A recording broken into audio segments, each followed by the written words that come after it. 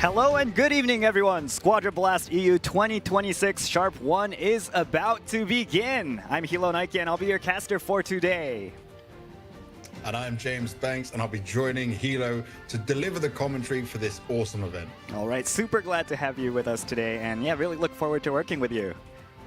Same, man, it's going to be a blast. Definitely. All right, during this stream, we'll be bringing you coverage of the EU region's official Dragon Ball Gekishin Squadra online tournament, Squadra Blast 2026 Sharp 1.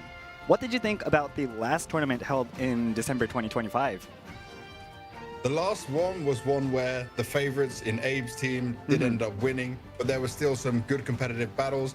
It was kind of a known performance in who would win or who would have an advantage. I feel like coming into this version, we're seeing maybe more competition, a bit more competitive, which means for more exciting gameplay coming our way. But the main thing is we're getting more Gekishin Squadra tournaments, and that makes me very happy. All right, yeah, definitely wonder what kinds of battles we'll see this time. And it's going to be super exciting to see which teams will become our first champions of 2026.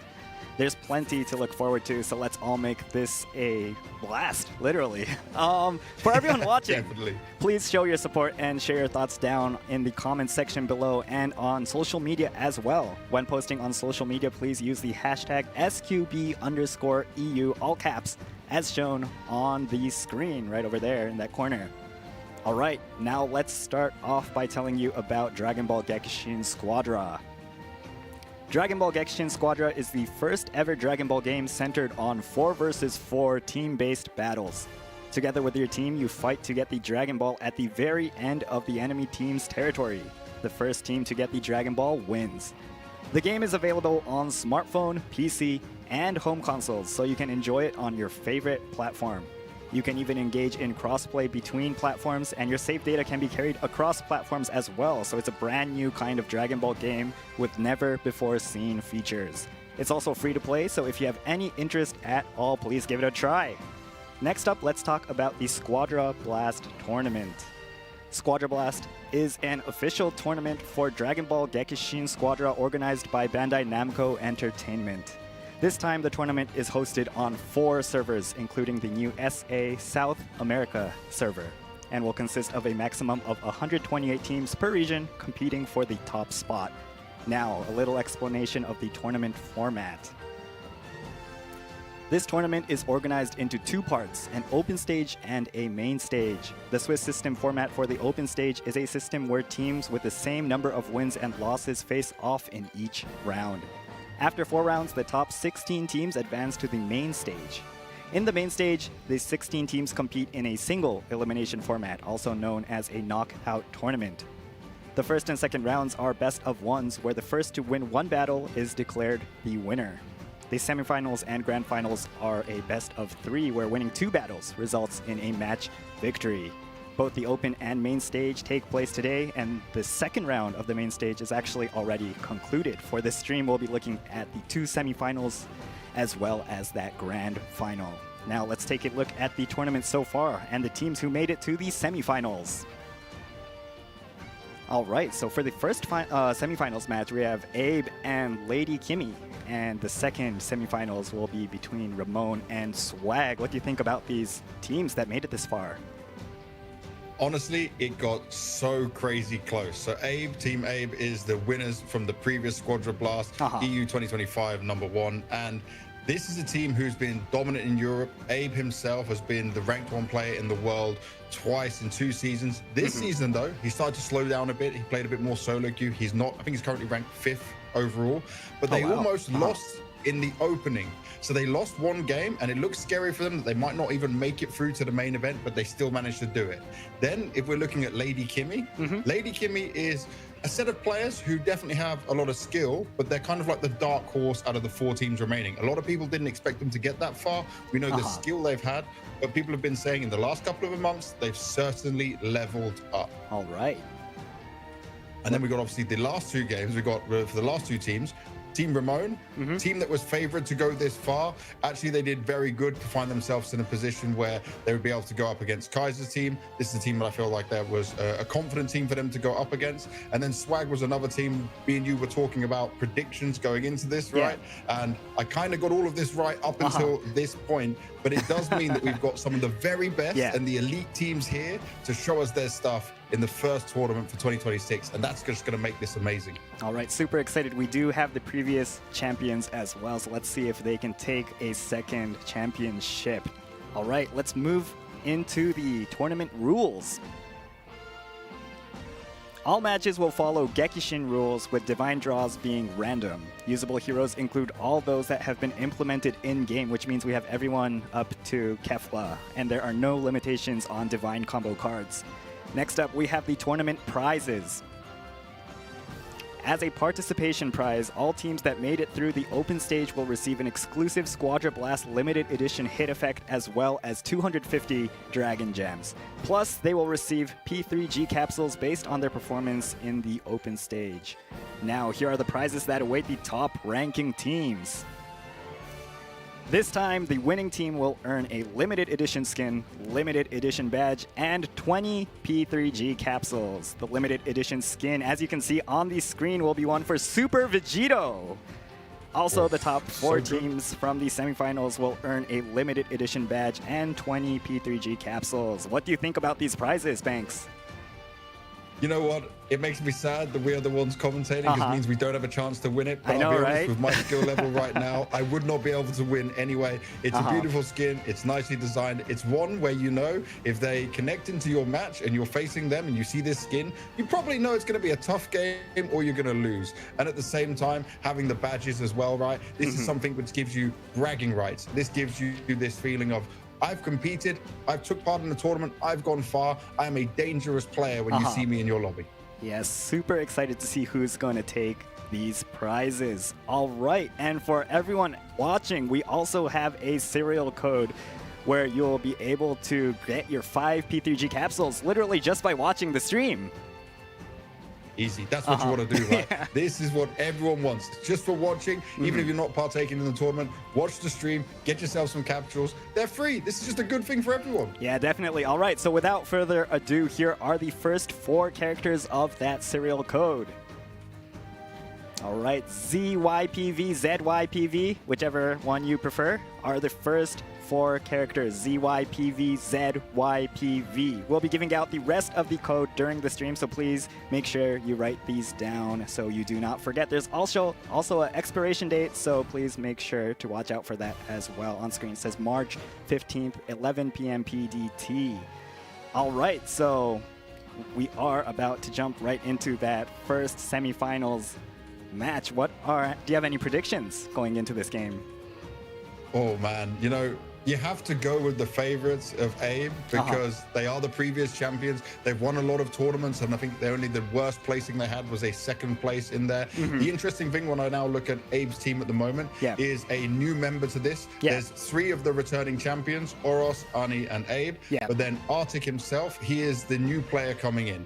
Now, for him, he's got a point to prove, right? If they change up a player and then, okay, it starts to go wrong. And like I mentioned earlier, the fact that they had a bit of a struggle in the open where they might have not even made it to the main event, that means they need to lock in. I messaged Abe himself and I said, what's going on? You got to give me some insight. And he said, right now, we got away with this. We got this far, but now it's full focus. You know, we've learned from our mistakes. It's time for us to lock in and do what we come here to do, which is win another tournament. But with them going up against Lady Kimmy's team, he himself mentioned they are the dark horse. This is a team that's shown that they can improve. They're playing together as a strong 4.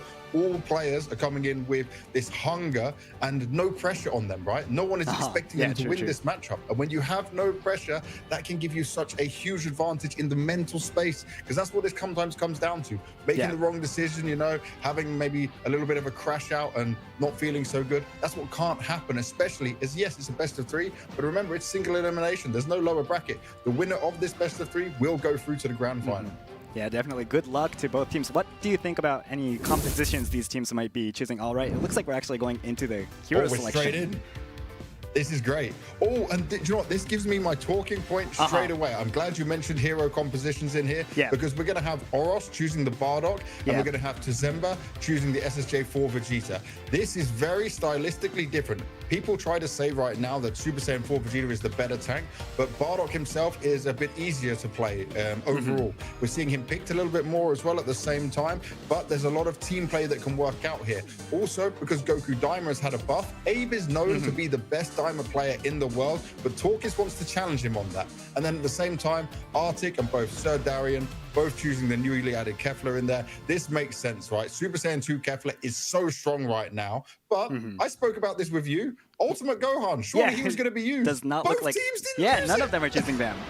All right, let's take a look at the first battle of the first semifinals. Squadra Blast EU 2026 Sharp 1. Lady Kimmy vs. Abe.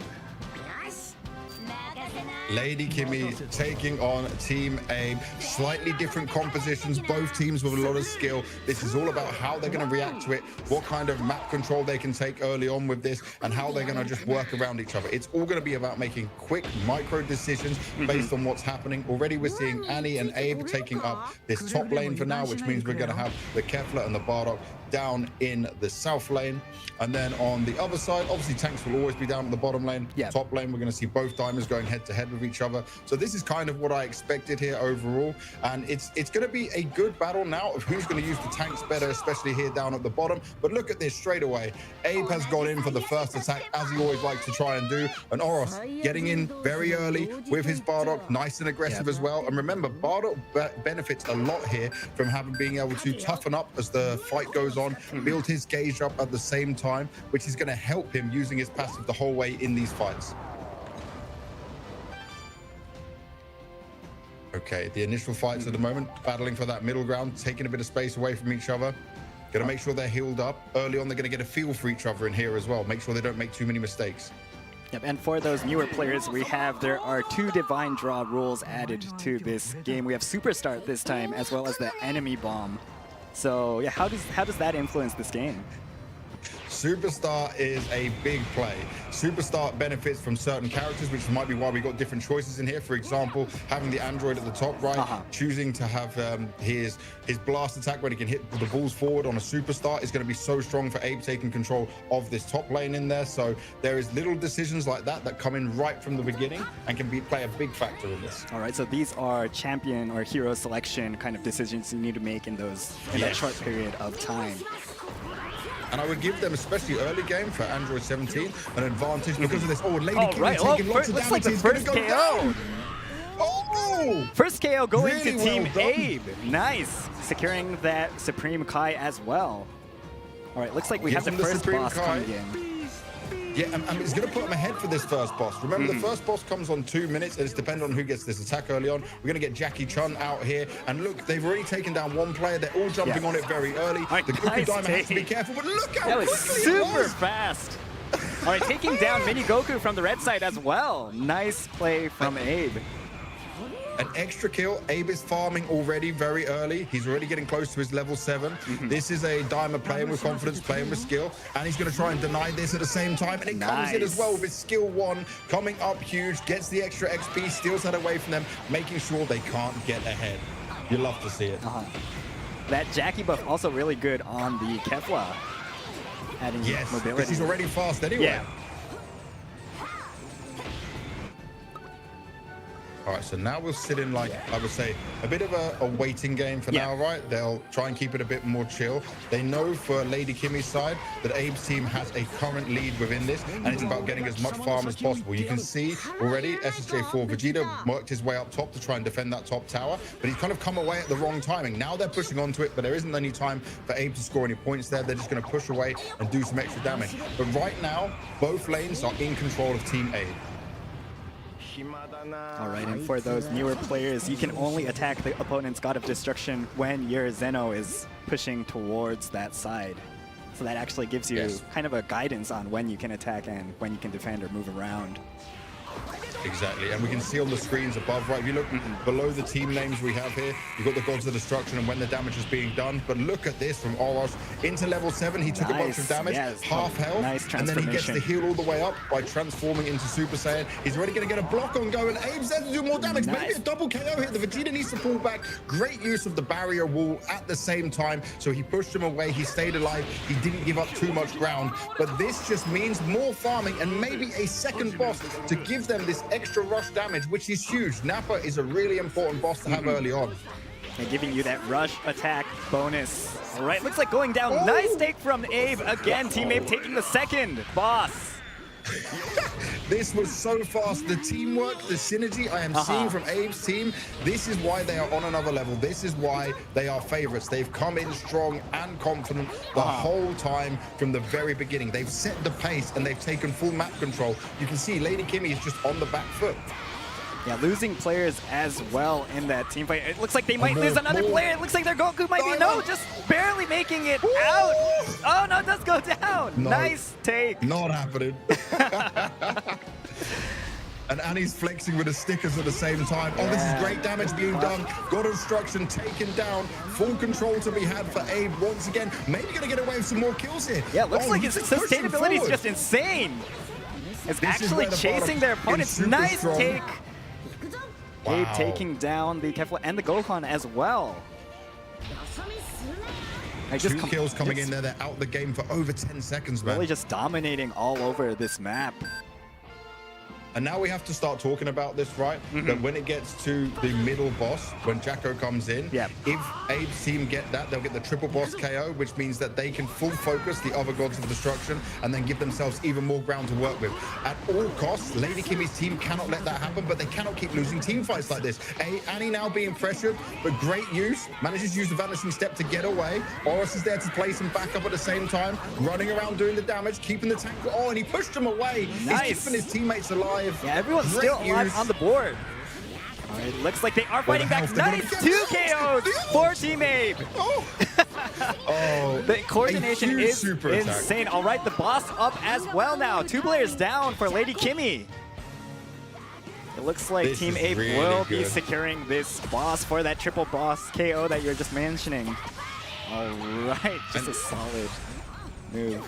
And you see, right, Abe's comfort on Goku Daima is so strong. They may have let this Vegeta up top hit a max Gekishin burst, which will give the team on Lady Kimmy some extra health, but it doesn't matter when now they've got a triple cross KO in there. Annie gonna get, Annie's still alive, just about. The Kefla and Daima will take him down.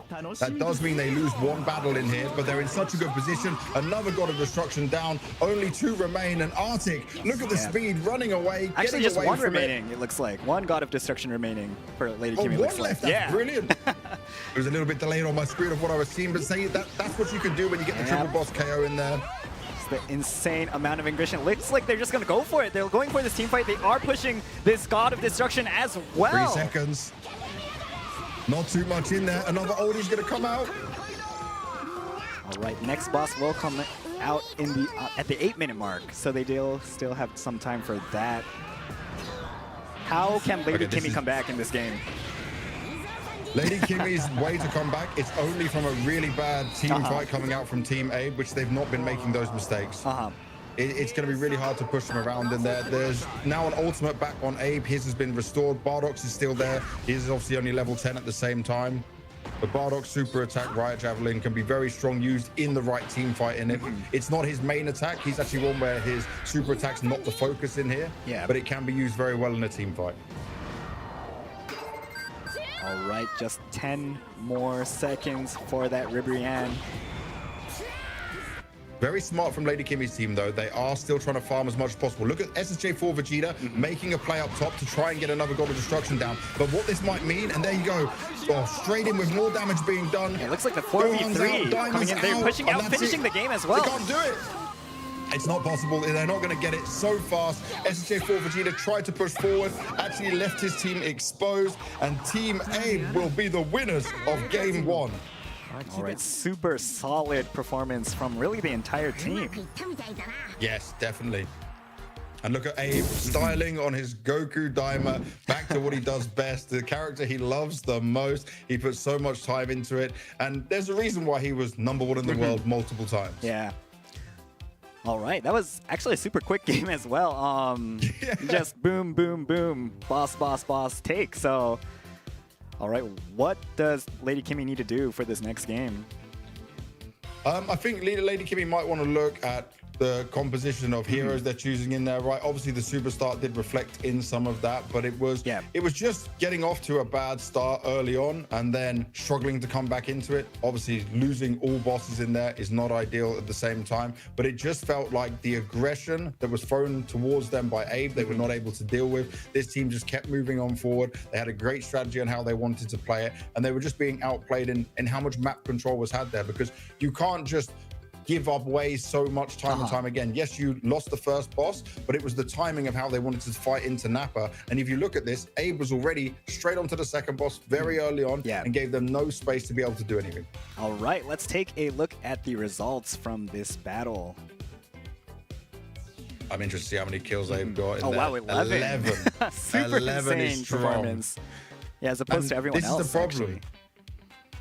When you look down here for Lady Kimmy's team, right? 3 for the Daima, 1 for the Kefla, but no one else able to really stomach anything. If you compare it to Oros, obviously, like I said, it's a much more aggressive Bardock that can be played out in there. He's still walking away with 2 kills for himself, lots of assists at the same time. This team synergy is working out so much better. All right, hopefully Lady Kimmy will be able to come back in this next battle. But before that, let's check out the replay from that previous game. Oh, yes. Them, especially early game for Android 17, an advantage because of this. Oh, Lady Kimmy taking lots of damage. Looks like the first KO. Oh! First KO going here. And look, they've already taken down 1 player. They're all jumping on it very early. Right, the Goku Daima has to be careful, but look how quickly super fast. All right, taking down Mini Goku from the red side. It's huge. Nappa is a really important boss to have early on. And giving you that rush attack bonus. All right, looks like going down. Oh. Nice take from Abe. Again, Team Abe taking the second boss. This was so fast. The teamwork, the synergy I am seeing from Abe's team, this is why they are... Yeah, losing players as well in that team fight. It looks like they might lose another player. It looks like their Goku might be, no, just barely making it out. Oh, no, it does go down. No. Nice take. And Annie's flexing with the stickers at the same time. Oh, this is great damage being done. God Instruction taken down. Full control to be had for Abe once again. Maybe going to get away with some more kills here. Yeah, looks like his sustainability is just insane. It's actually chasing their opponents. Nice take. Everyone's still alive on the board. All right, looks like they are fighting back. Nice 2 KOs for Team Abe. Move. And you see, right, Abe's comfort on Goku Daima is so strong. They may have let this Vegeta up top hit a Max Gekishin burst, making a play up top to try and get another God of Destruction down. But what this might mean, and there you go, straight in with more damage being done. It looks like the 4v3 coming in. They're pushing out, finishing the game as well. They can't do it. It's not possible. They're not going to get it so fast. SJ4 Vegeta tried to push forward, actually left his team exposed, and Team Abe will be the winners of Game 1. All right, super solid performance from really the entire team. Yes, definitely. All right, so that was that replay from the first battle of the first semifinals. Just insane performance from Team Abe. You know, just finishing off the game as well. They saw the Vegeta going for their God of Destruction, and they went for that 4v3 to just close out everything. And it was so smart, right? So you understand what the SSJ4 Vegeta from Lady Kimmy's team was trying to do. He's trying to maybe pressure them to move back or focus on him. But Abe and his team already knew, okay, if he's gone, he can't help them defend. And you know that barrier wall that he uses can be so good at pushing them back. Well, there was nothing to push them back. They dropped so quickly. Every single kill was like 1, 2, 3, and then they could just completely run over it and take control and get the opening game. This is very scary if you're Lady Kimmy right now, because all the pressure is going to be on them and their team. All right, let's take a look at the MVP from the last battle. It's a new slide we have this time, actually. Oh, I love this. This is great. Wow. All right. 379,000 total damage inflicted. 11 kills, 0 deaths on that. It's crazy, man. Super That's actually insane performance, yeah. two assists as well. Like the thing here for Abe is obviously he'll probably run snowball. Yeah, we were looking at his cards, and that means getting this many kills. His snowball stacks were up there. He wasn't dying at all, so he didn't have to reset any of it at the same time. Hardly took any damage himself. He was not focused on towers. The rest of his team were able to do that. Yeah, but this is the kind of performance you want from your heavy damage carry kind of character.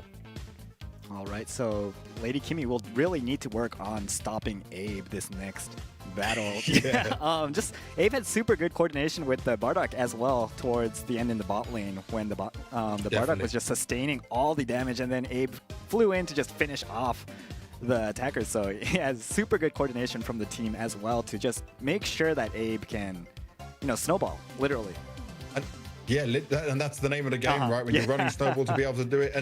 And this is it. When we're talking about the snowball that was able to be so successful for Abe, if any of the damage characters were using snowball over on Lady Kimmy's side, because they kept dying, because they weren't able to win these team fights, they're not building anything. So then you might need to go for a change of divine cards at the same time. So it's something you have to be aware of and how quickly you want to do that, because you know how strong it can be and you don't want to give up too much, but sometimes you have to think to yourself, okay, it's not working, it's not worth it, we need to have a change of strategy. But because this game is so fast, it can be so punishing as well. But trust me, that's what makes Gekishin Squadra so exciting and why we love it so much. Yeah, definitely. This high-paced, like, decision making as well. Yeah, everything is what makes this game super exciting. The screen just has explosions all over the place as well, so you really need to be able to understand what's going on when you're the one actually playing the game, right? I'm so glad I had you there to tell me, like, actually one extra one died, because sometimes there's so much chaos going on the screen. If there wasn't two of us, you would just straight up miss things, and it's hard enough to like have an awareness of the map itself, let alone what's going on in this kind of a situation. But already we're going into game 2. All right, it looks like once again we have the Superstar coming in for the Divine Draw as well as a Team Rush Go. Okay. Now, for the Superstar, obviously, he's going to be very strong here. Abe this time is actually going to change things up. So despite the success he had, he is the one making the change. And Oob right now is certainly a Z tier character. That's above S, that's at the very top. There's a few characters that can be put within that level right now. And Oob is certainly one of them, especially because of how high his damage output can be and also how fast he can maneuver around the map at the same time. They're keeping Android 17, I guess, because of that Superstar. But I am a little bit sad that we didn't see Tezumba try and change away from the tank, but there is two ways to look at this, my friend. You can look at this by saying, okay, they need to stick to what they know and love, but also, if it didn't work out, you need to now somehow play even better beyond the level you've shown at all.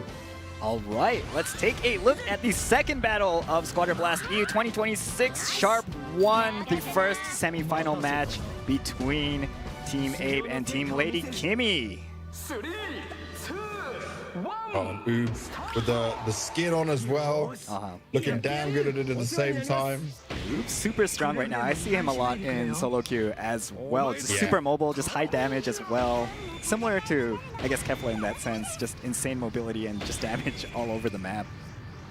And this Superstar as well is going to be just so strong for both having Annie there with the ball, and then obviously at the same time for Oob to just do high damage output early on while keeping himself away from the fight. You know, it's the distance they're going to be able to keep here.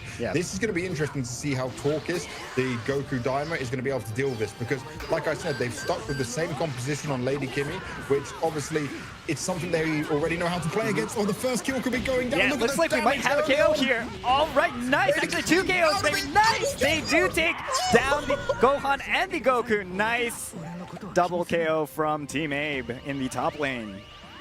51 seconds and 2 down already. Top lane secured with 0 problems.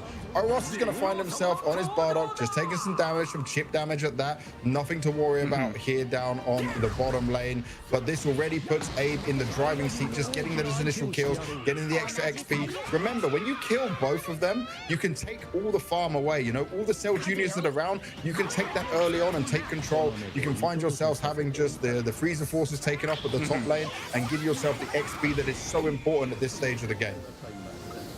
Yeah, it looks like they are 1 level ahead of their opponents, forced to kind of back off and take those farm NPCs towards more closer to their actual base. Oh, nice use there of the pushback, straight in with the kills. Low health on super Sir low. Darian. Has to fall back. Look, that's the beauty of Kefla, that you can just see she's able to run away very quickly and disengage. But okay, they already know Nappa's going to come down, and the whole team is here. Yeah, both they sides. are not risking it. They're going Everyone straight is in. here. This is going to be a big fight. This is a lot of chaos, but it looks like Lady Kimmy taking the Nappa. Nice. Unfortunately, Great Gohan use going there. down. All right, Okay, so that's Lady really Kimmy gonna does help. manage to take the first boss of this game. Super important. So at 2 minutes, getting the Nappa is important, just getting that extra rush boost of damage. That's going to help. Ooh, but it's unfortunately not going to going down help for in Vegeta. getting these kills, because the teamwork from Abe is just better right now. Yeah, they're really good at really just ganging up on their opponents, literally taking that 2v1 at the right perfect I moment. will say, just to note, is that down on the bottom lane right now, there is a bit of tower damage, God of Destruction damage done towards Abe's team. So they are, in terms of laning, on the back foot. But in terms of team fights and just taking the kills, it's all Abe's way so far. It looks like Bardock landing a few hits on that God of Destruction as well. Nice, taking it actually half HP. Oh. He's going to struggle. There's too many of them here. Oros goes down. Slight overextension, but there was 3 that he had to deal with there. This wasn't like a typical 2v2 lane fight that would be happening. Now Abe needs to be very careful, because he doesn't want to get picked off alone. He does have a good way to escape in here, trying to fight it out, trying to push them back, and he's also cleaning up some of the farm at the same time. And this is really impressive right now from Annie, because he's using Android 17 to solo hold the lane while Abe did that. This is good communication, this is good teamwork, still working out for them, despite them being on the back foot a little bit. All right, looks like he might be going down, though. Annie going down, unfortunately. A 3v1, 4v1-ish situation there, and it looks like Jackie coming up as well in this top lane. This is going to be a slight problem, because I said he was holding the lane well. Yeah. He waited for Abe to come back up, but then he got jumped on. They were there before him. This is where Lady Kimmy is now playing the team fight a little bit better. If they can go in straight away and get a second boss, that's going to be a big problem for Abe's team. Remember, we see for Jackie Chun here, this reduces the vanishing steps, and wow, second boss for Lady it. Kimmy. Nice take for them. Also pushing onto this God of Destruction. Beerus going down, it looks like. Brilliantly done. Control is had. Both bosses found as well. Right, but nice at counter. the same time, Annie was able to steal it with a max Gekishin burst, which is going to give him a health increase for his team. So they've evened up the numbers on the Gods of Destruction towers. How much more can he do? Oh, He's is he going to take? No. Really strong. Kefla does get out. Yeah, Kefla really is a squishy, master. right? So it does need to be careful. She does have a lot of mobility to counteract her squishiness, but that was very close. Very fast, very squishy. You are perfectly correct, Hilo. This is much more of a closer game. A lot. All right, looks like they are going for Lady. Nice, they whoop, still alive. Nice, actually gets out of there alive. The Gohan, nice escape teamwork as well. I thought he was done for. I would have given up. You saw the perfect timing there. The SHA for Vegeta, he drops out his barrier. He protects his teammate from the oncoming blast coming out from Oob, and that puts them in such a strong position. Yeah, solid backup from Vegeta there. All right, we have the next boss coming up in roughly 30 seconds. Let's see if Abe can't lose this. Yeah, they really need to get this boss, or otherwise Lady Kimmy gets that triple boss KO. And remember, the triple boss KO will deny any chance for Team Abe to score onto the Gods of Destruction. They can't allow that to happen. All right, just 10 seconds. Annie's already there. Very fast, having a little quick. So you saw what Annie did on the map if you were looking there. Just poking in, having a look to see how many members of Lady Kimmy's team is around this location. All right, looks like everyone's here for this battle. Let's see who's going to take this boss. Jaco coming up. Jacko's there, not started on the boss yet. It's all about the team fights right now. They're zooming around so fast. There's actually a God of Destruction going down in that moment. At the same time, as it they're putting the pressure on from the sides. Nice, Goku actually taking that boss. All right, Vegeta going down, unfortunately, for Lady Kimmy. Tank done. Oros is hunting right now. Focused on the Goku Daima, trying to keep the pressure on him. He is low as well. It's just a full chase. And Abe's team got it. Nice take from Abe. Huge. Absolutely huge. Right, and they're stopping going for Lady more Kimmy. Nice KO on a lot. 3 players, I think, went down total in that fight. unfortunately losing Annie. This could be a turning point. That could be a huge turning point. But the problem we still have here is that there's 2 Gods of Destruction down for Abe's team, which means they have to play a little bit more defensively with this. Lady Kimmy has done great work giving those early bosses, applying a lot of pressure. And Sir Darian wants to just be careful, poking, running back, not giving away right now and going down. This game's a lot more back and forth. Yeah, this is a very... We still don't know which team is going to take this one, actually. It's very... kind of 50... I feel like there's 50-50-ish. Slight lead, I would say. Maybe you're looking at 60-40 in favor of Lady Kimmy just because of how much control they have of the Gods of Destruction. That Jacko boss was absolutely important for Team Abe. They're going to be looking at Ribrier in around 8 minutes, which is in just about 20 seconds from now as well. So that's going to be a core one. It looks like Vegeta actually trying to go for a hit on this God of Destruction. He has been picked off. Will he get taken down? From both sides, actually, coming in onto this Vegeta, taking him down. All right. Nice coordination from Team Abe. Go ahead. Yeah, you said the coordination is so smart because they take down SHA4 Vegeta, but he uses the barrier wall and then they attack from behind as well, which means he can't defend himself. Yeah, so that was so good, so well done. Oros going for a Max Gekishin burst, but he can't get it off. The Goku Daima is there to protect, but that's a second boss hand. Now that's healing that's going to come for his team. This is going to help them out massively. Abe certainly trying to take back some control while also taking the God of Destruction up in the north. That means we are at even Stevens right now. More kills coming the way. Gohan's gone down at the same time. He's out for 20 seconds, and then Kefla's gone down. Now this is absolutely fantastic fighting going on. The team fights, the team strength and confidence is all in Abe's corner.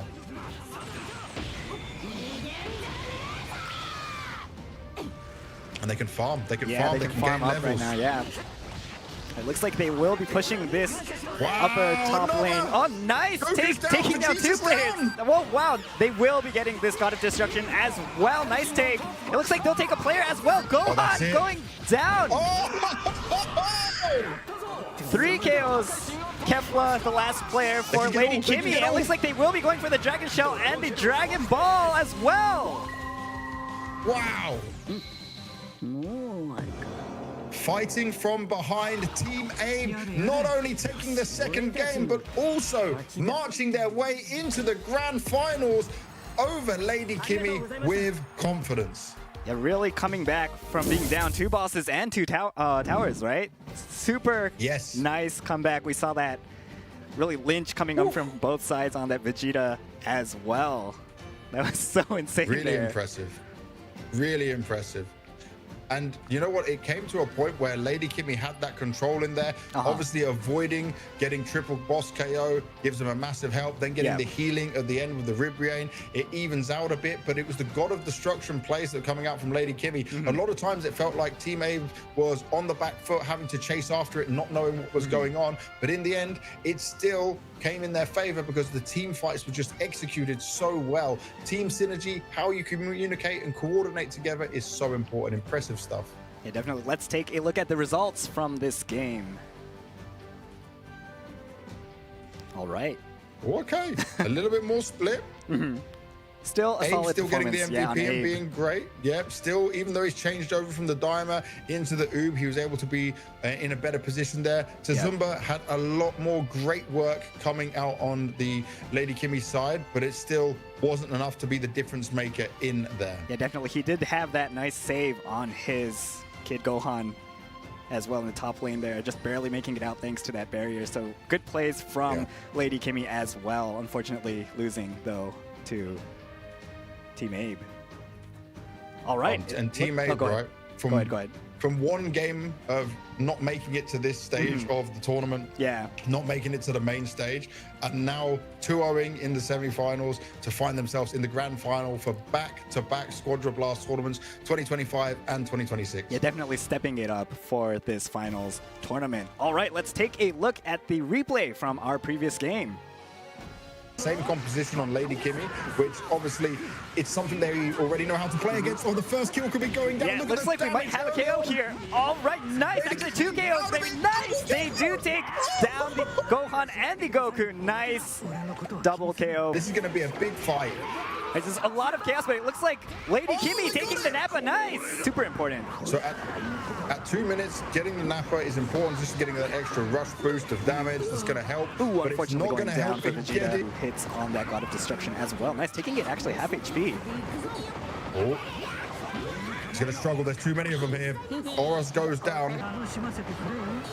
All right, looks like he might be going down, though. Annie going down, unfortunately. A 3v1, 4v1-ish situation there, and it looks like Jackie... That's going to be a big problem for Abe's team. Remember, we see for Jackie Chun here, this reduces the vanishing steps, and wow, second boss for Lady Kimmy. Nice take for them. Also pushing onto this God of Destruction. Beerus going down, it looks like.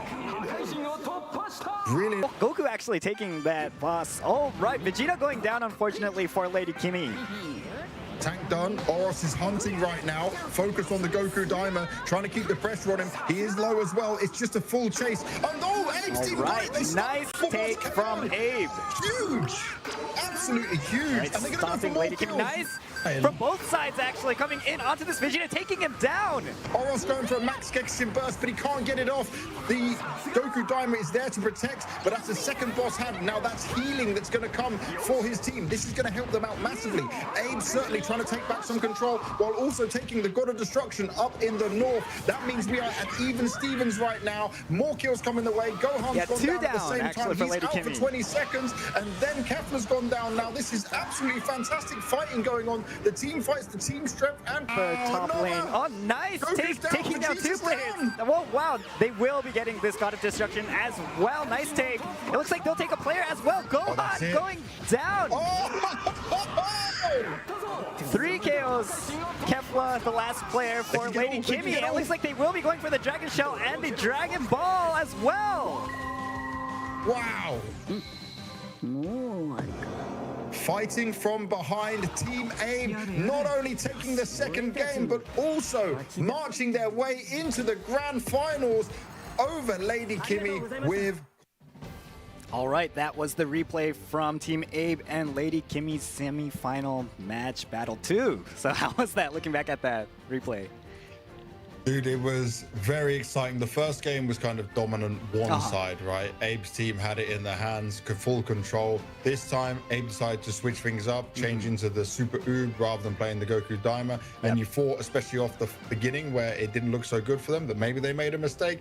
Lady Kimmy, though, kind of throwing a little bit towards the end and not able to secure the bosses in there. And this is the pressure you start to feel. You can be ahead, but you already know you're one game down. You already know it's going to be very hard to deal with such pressure that comes at you from a team who plays so well together. And what I love here the most right now is where I'm looking at Abe's team, and Arctic being the new player who didn't win last time around for them, is that they've still got this great synergy. You can see they've been putting in this time, they've been putting in understanding of how they want to play together, learn from each match, and that's what makes this so special. But I will say this, right? It's not just about Team Abe, because Lady Kimmy's team performed so well to make it this far, especially being a dark horse that people didn't expect. This is a team we should keep an eye out on for the future, because they certainly have some impressive plays. They just need to iron out some small details. Yeah, definitely hope that Lady Kimmy comes back if we have a 2026 Sharp 2. So yeah, looking forward to their future performance as well. Let's take a look at the MVP from that battle 2.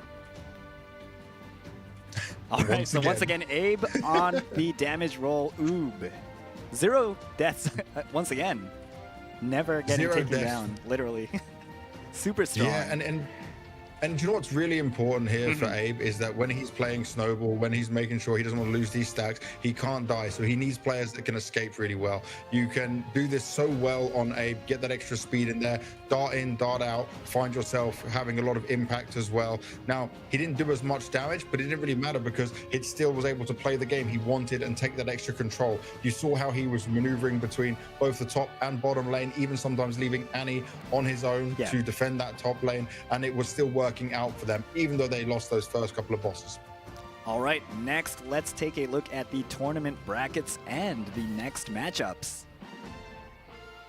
All right, so Team Abe will be the first team to head into that grand finals. Next, we have the second semifinals match between Team Swag and Team Ramon.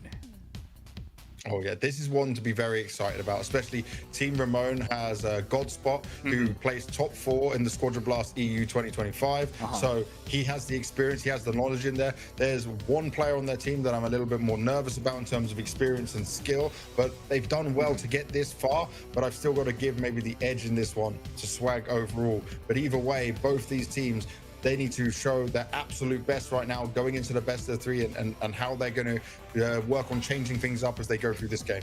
All right, let's see which team will advance to the grand finals. But before that, here's another part of our P3G capsule serial code. Yes.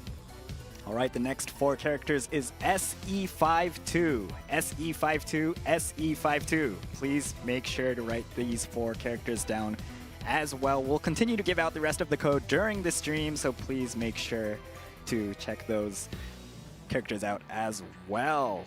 We also appreciate if you can continue to show your passionate support and would definitely love to hear your thoughts about how this stream and this tournament is going. Please continue to give us comments in the comments section as well as post on social media.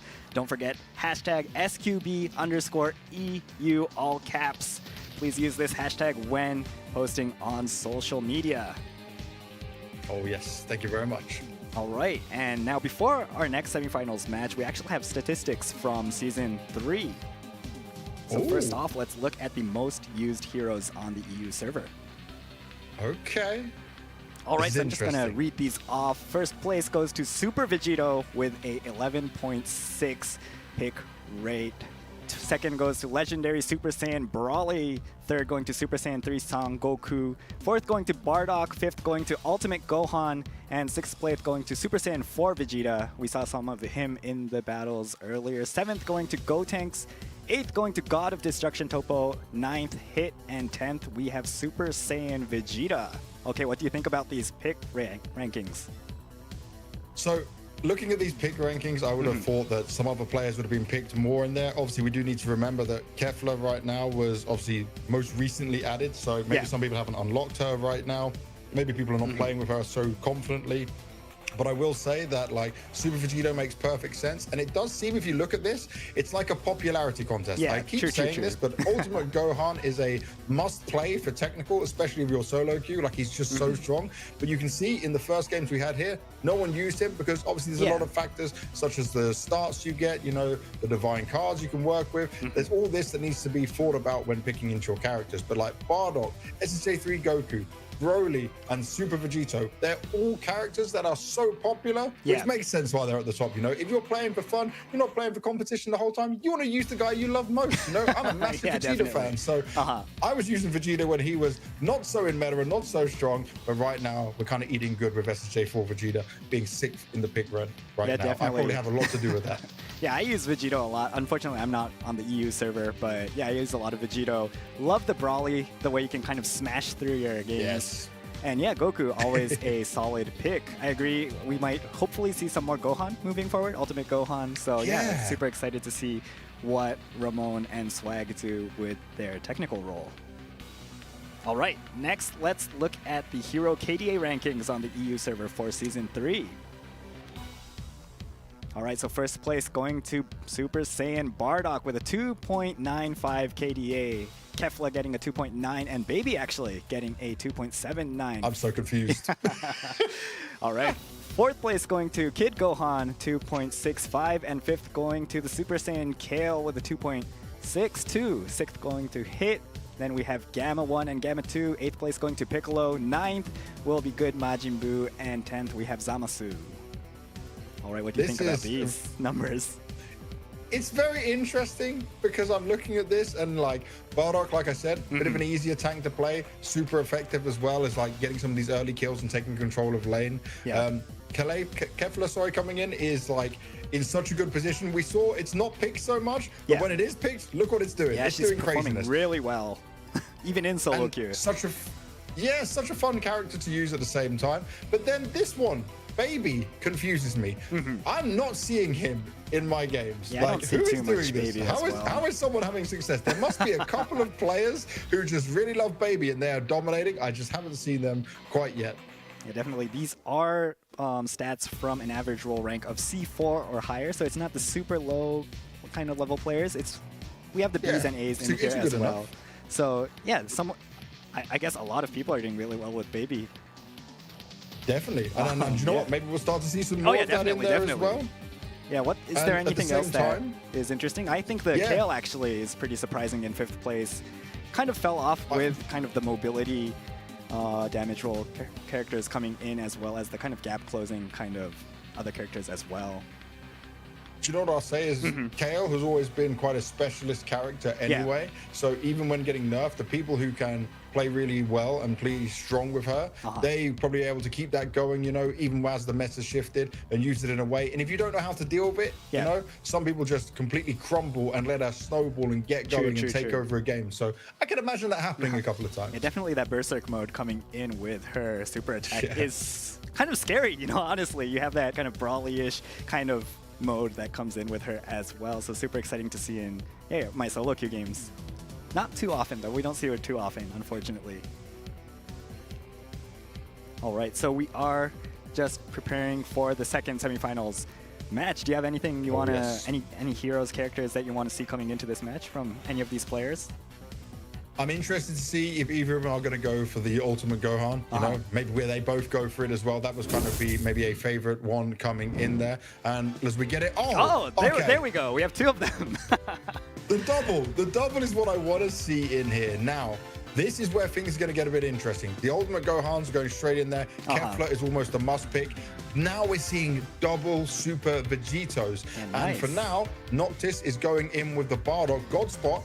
Maybe trying to bait us a little bit there. He was thinking about Cooler. Cooler is still strong, but I'm putting Bardock and SHA4 Vegeta way above him in current meta and level of play.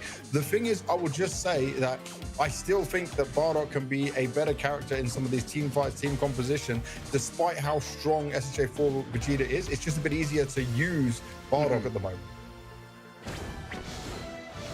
All right, let's take a look at the first battle of our second semifinal match. SQUADRA BLAST EU 2026 Sharp 1. Team Swag vs Team Ramon. Oh, nice skin there. Super shiny. We love this. All right, the battle has begun. Divine Draws, we need to be careful. There's a super cooldown reduction, actually, for the Vanishing Step coming in for those Keflas, as well as a Team Rush Go. So just a lot of mobility Divine Draws there. This is a crazy Divine Draw. No superstars, which means we're going to see maybe a bit less of these early kills and craziness happen right at the beginning. But it is, like you said, going to give all that mobility and the extra Vanishing Step to help you out at the same time. So this is going to get interesting when you have 2 Keflas on the field. And for now, as we look at it, both Keflas are up at the top lane. First damage being done from Team Ramon. And Team Ramon, I put them as slight favorites in this matchup. But the thing that might be a negative effect for them is one player they have on the team is Ramon, 170 kg. He is the lowest ranked player competing right now. He's A4 in all roles. True. And he is on that Gohan, I believe, the Ultimate Gohan. Yes, the Ultimate Gohan. And double Ultimate Gohans, this is going to get exciting for me. This is what I'm really looking forward to seeing, because I was expecting to see it first time around, but we didn't quite get the opportunities to do it. Still a new character, but one who I feel is just in such a good position. Yeah, definitely just the insane amount of staggers, as well as the free effect as well from his skill 3 and I believe his ultimate as well. Oh, this is good. They pinned him down. They will be. Oh, will they take? Nice kickback. It looks like they will be securing this KO. Nice. Huge. All right, the first KO going to Ramon. Ramon starting off strong. Great work done from 60s and Ramon 170 kg in there. This is going to be about how they're going to play together at the very beginning. We're getting some pings already from these guys down at the bottom. Looks like our first boss will be Jackie, actually. So really a boss that you want to take when you have these Divine Draws and your Kefla. You're going to be speeding around the map. Mobility. Oh, unfortunately going down. 60 is going down. He overextended. He got punished for it. And this is not what you want when you've got the first boss coming into this. And look, we've got 4 ultimates up on the side and then 4 ultimates up for both teams. So the super attacks are going to be so important here of when they want to use it, the timing, and if they want to use it on the boss. Big team fight going down right now. They're going for their opponents rather than the boss. First player going down for this team fight. Gohan down. Nice. It looks like Vegito down for Ramon as well. Another player going down. Ultimate Gohan for Ramon going down as well. Jackie is still up. The two tanks are just walking around this Jackie right now. They're just walking around Jackie, fighting each other a little bit. Godspot needs to be careful. Bardock can easily chase down on this. Oh, Vegeta going down, unfortunately. All right, looks like the KO'd player is coming back as well. But this should be a boss for Team Swag. It's going to take a little bit more damage. Looks like Vegito going in. Nice take from Ramon on the Vegito. Nice steal. Wow. Insane. Solo steal. They were all there. That felt to me like Team Swag was a little bit off because they should have gone that together as a team, but they didn't. Yeah, they were going really slowly on that, Jackie. So, yeah, it really gave Ramon that opening to take the boss. And look at the pressure. They pushed him all the way back already. Oh, they get this Kefla. Nice damage. No, that gets out. Magnus to get a nice kick, though, on the other players. Super low Vegito. Nice escape. Just gonna brawl over. Will they get? No, he dodges. Nice dodge there. This is a game of fast movement, quick escapes, and smart plays. They're getting the damage done. They're hitting their skills, but they're not able to actually get the final kills because the other team is just so smart on how they're maneuvering around things. Yeah, both teams just doing a really good job just juking those final hits. All right, we have Nappa up, the second boss on the bot lane. All players should be grouping towards Ramon sniped the boss last time around. This time Swag's there. They're going to go in for the fight. Ramon pushing them back. Ooh, lots of damage done super towards low, Swag. Super attack coming out. Nice. Damage done, but no kills. No one's down yet. No one is KO'd. Okay, it looks like the Bardock going down for Swag. Oh, two players now down. Vegito also down for Swag. It looks like a 4v2 now going for Nappa as well. It looks like they are chasing down the Kefla, making sure she can't join in. Gohan is there. Let's see if he can sneak something in. There are two damageable players for Ramon, though. Yeah, this is lots of damage they can do quite comfortably. Oh, Vegito going. Vegito, going down. Trying to steal. Oh, will he take the steal? Trying No. to jump into it. It looks like Sixties will secure this. Beautiful. Nice. Ooh, super low. That was really well done. Didn't allow for that to get taken away from them. The Nappa now gives him a rush boost at the same time, but he needs to be careful. 60's going down, and they're going to be able to score on the God of Destruction. Just a small hit to start off with. They're all jumping on top of it. Ramon's trying to push him back, but he can't get it. Damage being done to this God of Destruction. They're pushing him all around. Noctis just about staying alive. Play. He can still transform. He's got health to transform if he needs to. Looks like he is looking for an opening for the transformation. No, he's just going to fall back for now. No, he's going back in, actually. The sustain on that Bardock, super insane. And that sustain comes from him being able to fill up his passive, right? Fill up his gauge coming in there, which means he goes down without taking less damage for it. Big boost for him. Ooh, Ultimate Gohan going down in this skirmish. They are going to land a few hits. Nice, taking down that Swag God of Destruction. But they were on the back foot, but they've been able to push together as a team. They're leaving their top lane. We're only being defended by Vegito, and they're still confident with it because they know where the team fights are going down. Now, they need to make sure that Swag is able to take this boss. They need to get the Jacko, otherwise it's a big problem. Remember, the Jacko gives skill damage and tower rush at the same time, so this is going to be a huge boost for whichever team gets it. Looks like Swag is going to start off this boss. Ramon going for the God of Destruction instead. All right, actually taking down a God of Destruction as well for Swag. The bottom tower. Both bottom towers being taken here. They've come away from Jacko. They don't want to deal with him just yet. Super attack being dropped. Ramon going down, not able to hold on to it. 60's trying to back out of there at the same time. They did save their top tower.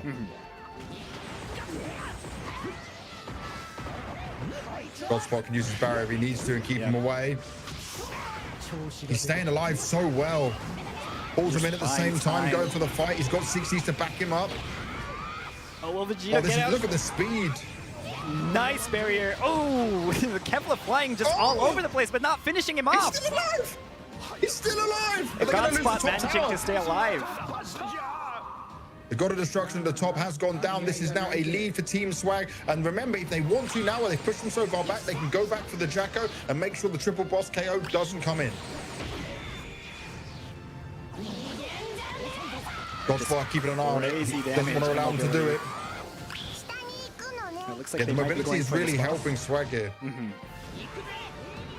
They want to go for the boss, but they also want to be careful because at the same time, if they get it low and then someone from Team Ramon comes in and takes it, that's going to be a real problem for them and their Gods of Destruction. They know how important this is for Team Ramon. Already over half health done on the Jacko. They've got the team fight going on around it. They're still trying to push away Godspot, but no! Ramon!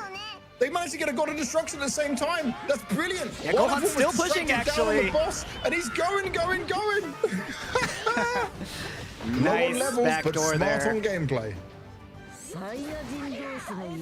Oh, it's double though. Noctis is trying it as himself. He actually hits the max Gekishin burst. It's going to give them the health boost they need. Noctis now going to try and sustain all of this in a 1v1 with the Super Vegito. Now the God of Destruction at the top is the one they have to be careful of. And you can see this, right, of how they're playing this off each other. They're just trading one for one. But the boss did end up going to Team Swag during all of that happening. All right, yeah, definitely. The Gohan from Ramon exchanging that boss for a tower does unfortunately get taken down by his opponent, Satoru. Looks like everyone is back up now. The boss timer is a bit off due to the timing of that Jacko getting taken down. Yes. It will throw it out of sync just a little bit. This is all going to come down to one of the next team fights or the next boss. All right, just 10 seconds for the Ribrian.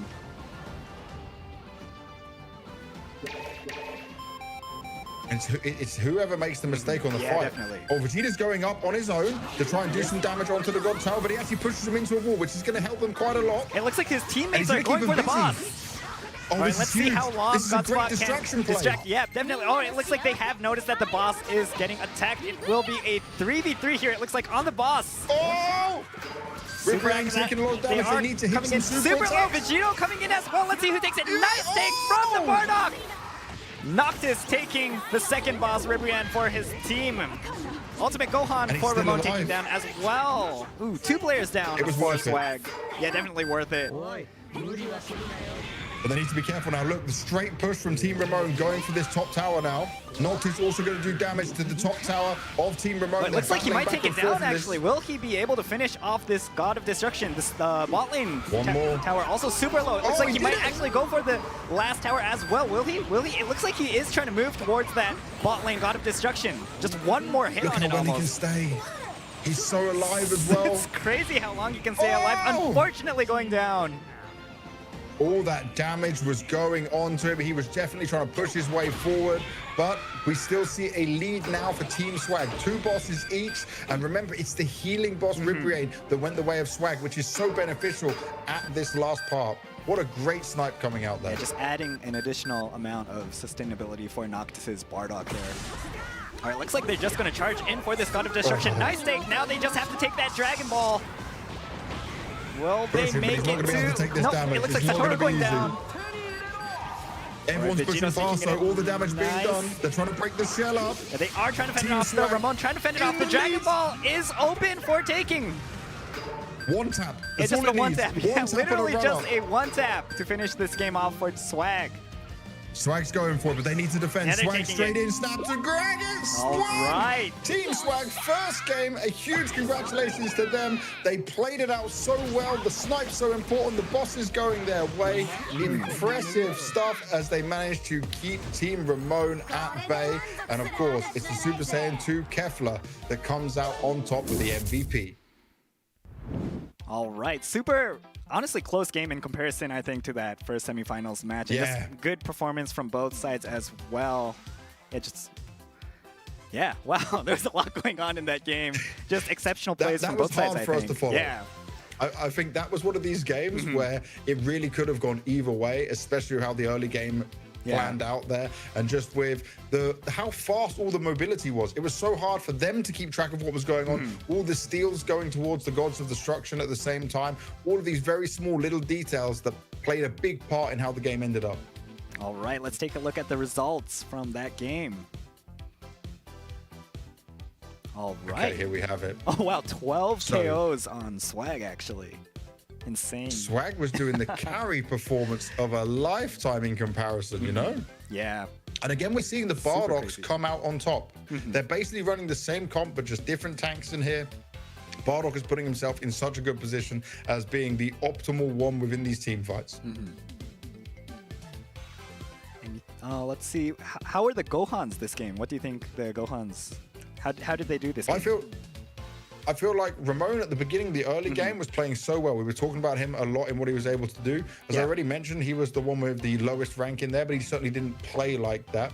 Where Satoru, he came in with the steals. He came in with the staying alive, being able to do the damage to the Gods of Destruction, and also look at how many assists. He was involved in all of these team fights, being a positive force for them. So, you know, it felt like the synergy again and how they're playing together is so important. Yeah, definitely. We also had, actually, not on screen, we had that 1v1 Gohan fight when I believe Ramon was backdooring. That went to Satoru. All right, looks like we have the replay from that battle. Let's check it out. As well. Oh, this is good. They pinned him down. They will be. Oh, will they take? Nice kickback. It looks like they will be securing this KO. Nice. Huge. All right, the first KO. They're fighting each other a little bit. Godspot needs to be careful. Bardock can easily chase down on this. Oh, Vegeta going down, unfortunately. All right, looks like the KO'd player is coming back as well. But this should be a boss for Team Swag. It's going to take a little bit more damage. Looks like Vegeta going in. Nice take from Ramon. Them back. Ooh, lots of damage done super low though. Swag. Super attack coming out. Nice. Done, but super low. No one's down yet. No one is KO'd. Okay, it looks like the Bardock going down for Swag. Oh, 2 players now down. Vegito also down for Swag. It looks like a 4v2 now, going for Nappa as well. It looks like they are chasing down the Kefla, making sure she can't join in. Gohan is there. Let's see if he can sneak something in. There are 2 damage roll players for Ramon, though. Yeah, this is lots of damage they can do quite comfortably. Oh, Vegito going. Vegeta, sorry, going down. Trying to steal. Oh, will he take the steal? No. Trying to jump into it. It looks like 60s will secure this. Beautiful. Nappa. Nice. Going down in this skirmish. They are going to land a few hits. Nice taking down that Swag God of Destruction. But they were on the back foot, but they've been able to push together as. Godspot can use his barrier if he needs to and keep him away. He's staying alive so well. Pulls him in at the same time, going for the fight. He's got 60s to back him up. Oh, will Vegeta get out? Look at the speed. Nice barrier. Oh, the Kefla flying just all over the place, but not finishing him off. He's still alive. He's still alive. Godspot managing to stay alive. Oh, it's double though. Noctis is trying it as himself. He actually hits the max Gekishin burst. It's going to give them the health boost they need. Noctis now going to try and sustain all of this in a 1v1 with the super. Well, let's see who takes it. Nice take from the Bardock. Noctis taking the second boss, Ribrian, for his team. Ultimate Gohan for Ramon taking down as well. Ooh, 2 players down. It was worth Swag. Yeah, definitely worth it. Just going to charge in for this God of Destruction. Nice take. Now they just have to take that Dragon Ball.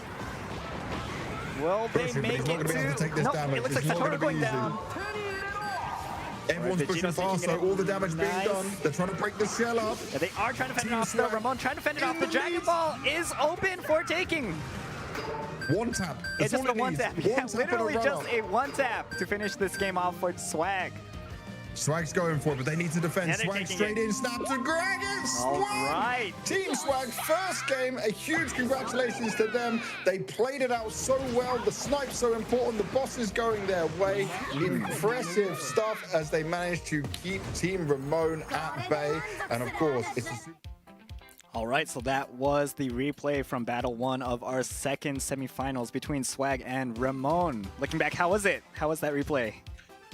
That was a crazy game from start to finish. It was all coming down to not just like the team fights, right, but the individual decision making. This backdooring that was had there was such a problem that it felt like Team Ramon was almost a step behind every engagement. You know, there was a chance where we saw Ramon go for a bit of the backdooring or the distraction, but then quickly we saw Swag oh, they're going for a boss at the same time. Let's quickly go down there. You know, they were not messing around with this, and then they fell for the trap of getting backdoored on the Gods of Destruction at the same time. So it's all up in the air. It's all to play for. It's now for me about how Ramon wants to try and focus on that. Does your mind now sit in the next game where you're constantly worried and nervous about that? Do you almost maybe play more defensive when you come into it? Because you playing the same aggression, playing the same way is going to be a problem in there. All right, let's take a look at the MVP from that previous battle. All right, so we have Swag on the Kefla, 12-1-1 KDA. Big damage as well. Okay, one death came in there, but with that many kills, you're building up a snowball as easy as possible. They still got in one of the Gekishin bursts on the God of Destruction in there, no maxes. Took a lot of damage, right? Which is not the biggest issue. Okay, they died once, but taking that damage and being able to fall back, being able to get yourself that mobility is the smart play using this character, you know? So at the same time, for me, this is a positive sign of how they were able to use the Kefla. Right, so do you think these teams will be changing compositions at all? Of course, we have the Divine Draws, but just in terms of performance, do you think the teams will change anything up? I kind of just feel like, considering we've seen all the teams win with Bardock so far, even though they might love the SSJ for Vegeta, you maybe just want to switch to Bardock. If you're a capable S-rank tank, you should be able to swap over without any problems. And if you want to meet it into that play style, then you go for it. But the problem I have, if you do that on the second game when you're 0-1 down, then maybe in your mind you think, you know, say you do lose the match, and then you sit in your mind and think, maybe I shouldn't have changed. You don't want to have any doubts in the tournament. You know, the worst thing you can do is doubt yourself, doubt your ability. You need to be confident that, okay, I can match this other Bardock. I can take control of my lane. I know what I'm doing with all of my skills. I know how to take advantage of my Rebel Warrior passive ability, you know, and use the AoE rush attack in the correct way. There's all these little small details that maybe some newer players don't notice in terms of, if you are an up-and-coming player who wants to achieve more in this game, focus on a bit of that teamwork. Even in solo queue, I know it can be hard sometimes, but look at how your passives can work with your teammates. Look at how your skills can actually help make a team fight better. Don't just use it because you've got it available every time. You see the really smart players at the top level holding skills, holding super attacks back until it's actually needed. All right. What about the other roles, excluding the Bardock one, the Gohan or the damage role characters? Do you want to see anything else? I wouldn't change the two Gohans. The Gohans I would keep completely. I'm happy with the Ultimate Gohans. Both played well, and obviously it's very tough in there at the same time. For the damage characters, I wouldn't be against changing out a Super Vegito and trying something else, you know? We saw the success of Daima Goku. Maybe one of them is not a specialist with it. Maybe you want to throw in the Super Oob. Super Oob and Vegito, I think, is definitely something you could replace out there, especially if you want to maybe use that to your advantage with playing a bit faster, playing a bit more explosive in there. All right, let's see what the players decide to choose. It looks like we will have the battle coming up shortly. All right, let's take a look at their hero selections. Okay, we're looking at it. It seems to be exactly the same for now. Vegeta and Not Bardock a big once change. again. They're sticking to their guns. Yeah, Vegeta and Bardock once again straight away. Is Ramon thinking about changing? That's the thing we're looking at right now. He seems to be the one that might want to make a change. If you're Swag, of course, you probably don't want to change, you know? But he seems to be locking it in. It seems to be the way we're going with this. I'll say, stick to your guns. I'm never going to complain about, unless I saw you make some mistakes with a hero, which is just unacceptable. All right, so it looks like they are locked in. All right, let's look at this. How do we think this is going to go? Swag's already a game up. I said Ramon was the favorites because they had players I've heard of who've been playing very well. You think of Godspot, he was in the top 4 last time for SQUADRA BLAST EU 2025. Now they need to show us that they've got that skills and capability together. Swag is not a bad team. And it's shown that they can be really strong as well. Let's take a look at the second battle. In a bigger way than seen before. So for Divine Draws this time, we actually have 2 new Divine Draws for this tournament. Or sorry, it's the first time we're looking at these 2 Divine Draws. We have a Medical Respawn as well as the Cloudy Cloak. Cloudy Cloak can be very exciting to play. This is one of the Divine Draws I love more than anything. I've enjoyed seeing it so much. It gives you such a nice effect, you know, gives you a bit of hiding ability, gives you a bit of more map control. But this really makes a difference if you're a type of player who is aware of the map and what's going on around it, you know, because some players play too much focus on their lane. But if you can use this to your advantage and keep an eye on when you do finally see them, where they pop away, you can still have an idea of where they may go. You know, they're not completely gone for good. Yeah. And this Medical Respawn just giving you an additional piece that you need to worry about in lane or just throughout the game as well. You see these medical pods just smack down in the middle of your lane once you take someone down. And yeah, you need to decide whether you go for it, take it down to make sure they don't respawn right away. or not. It's all about that timing. Sometimes I've seen people just use it inconsistently, you know, not at the right time. But wait a second. All right, we do have a player down actually. Super low players, nice taking down that pod. Will they take another KO or will they actually get KO'd back? Oh, it looks like he is going to use that transform. Okay, smart use of the transform from the Vegito. You try not to use it too early on, right? You give it a bit of time. But in that case, it made sense. You already lost your tank down at the bottom lane. Ramon straight away on the back foot, giving some extra XP over towards Swag. And again, I'm just going to talk about the barred-off difference to the SHA4 Vegeta. Yep. And for beginners as well, that Vegito transform super popular. I think you can use it whenever you want, so it's a bit different from those other transformations that require you to be level 7 at least. It's one that we often see players still trying to hold off until they're higher up on levels. You don't want to use it too early on, but you're hearing all the pinging going on. Nappa, first boss to spawn, he's going to be the one that gives you the extra rush boost of damage at the same time, but it's already, look how fast they're focused on it. More team members of Swag were here at the beginning early, but they didn't start doing damage on towards Nappa, where Ramon is kind of pushed out of the fight. None of the Ramon players are close by. Whoa, Swag, Ramon, he got taken out. The squishy Kefla. Unfortunately getting taken down. Vegito super low as well. Nappa going to Ramon. Nice take from Ramon himself. Actually, unfortunately going down, but worth it. 3 players down for Team Swag. kg. This was huge. Gohan, the last player. Looks like he might get taken down if he's not careful. A lot of damage on the God of Destruction as well. Nice, he does get out though. He is still alive. His players, allies coming up as well. All right, so boss what a and play. 3 players for Ramon there. I'll say this, right? That Nappa fight looked like it was in full control of Swag, but the moment that Kefla went down, they knew the damage output was going to be lesser there, and that's when you got to see Ramon 170 kg go for it more. Yeah, super good coordination there as well. All right, looks like they might be going for a nice kick onto the Gohan. He is going down. Satoru still. No, he does go down. Nice take there. Nice kick back Swag needs Ramon. to be careful. Gonna transform. Gonna get himself some health. Gonna get a bit of a boost, but this won't be enough. Does get out. Nice save from Bardock. Trying to help. Wow. Massive pressure applied. Big team fight. There was 3 of them up top for the Team Ramon, where Swag on the other side having a bit more of a struggle. Yeah. Okay, now they've got ability to get some good farming going on. Jackie Chun's going to be coming here on the 4-minute mark. That's going to help with getting the reduced vanishing step cooldown, giving some more of that mobility in there. Oh, and could he go for a snipe? Does get it? Oh, will he get just one more hit? Will he? Oh, nice. I thought he had that. Nice control there. Not enough time. Oh, unfortunately, not enough time for Godspot to take down that God of Destruction. All right, looks like Jackie is up. The players are moving towards that boss. Godspot was so close to having that in there.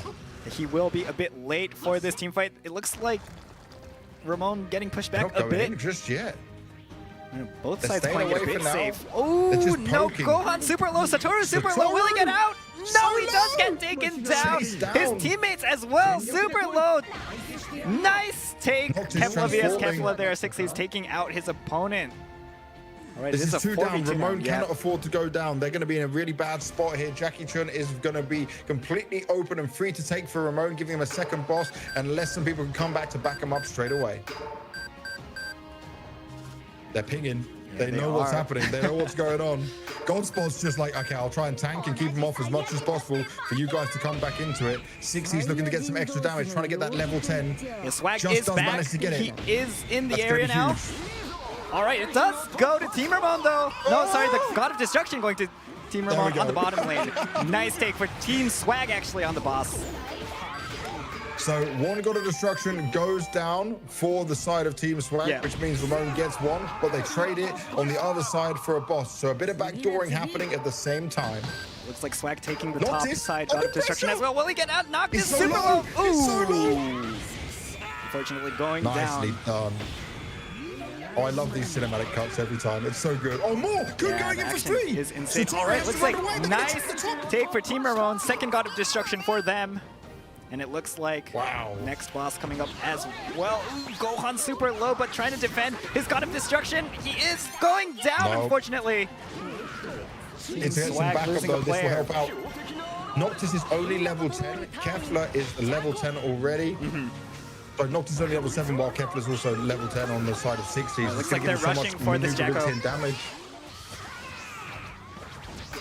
Oh, this is perfect. Going straight into the Jacko. Ramon wanting to take a huge advantage here. All right. They've got the lead already. Nice. Impressive. This will give them the skill damage and tower rush ability at the same time, so that's going to help Swag out a bit out of place. Will she get taken down? The Kefla is super low. Oh, still have... pushed. Unfortunately going down. Nice take there. Yeah, these cinematics super insane. Look at the top tower. Noctis was trying to jump on the top tower as much as possible. Now he's in a 1v1 fight. It's not easy for him to deal with. 60's can do huge damage, but look at the gorge that's filled up now for Noctis. He's gonna have to. It's gonna go back down, but he was able to hold on. It took about 60% of that God of Destruction. It's a nice back throw Really there. smart from him, but it's not enough right now. You know, when you're already down on the towers. Going down, unfortunately. Ramon get taken down by Sunjetta, I believe his name is pronounced. Right, taking down that pod as well. So Super Vegito difference here. Noctis is going for the bottom tower. Look, Noctis is on point, man. Yeah. He's just poking these towers, staying alive and fighting off really good. I'm surprised if he'll be able to stay alive in this one. Yeah, it looks like he will be going down, unfortunately. He did great work though. Yeah. It was a tough fight for him. He's trying to push Swag back into this, but it didn't work out. And they also make sure he can't be revived back into it. They need to be careful of their top tower. Once again, they're feeling the pressure. All right, our fourth boss coming in, Ribrianne, once again with that health regen buff.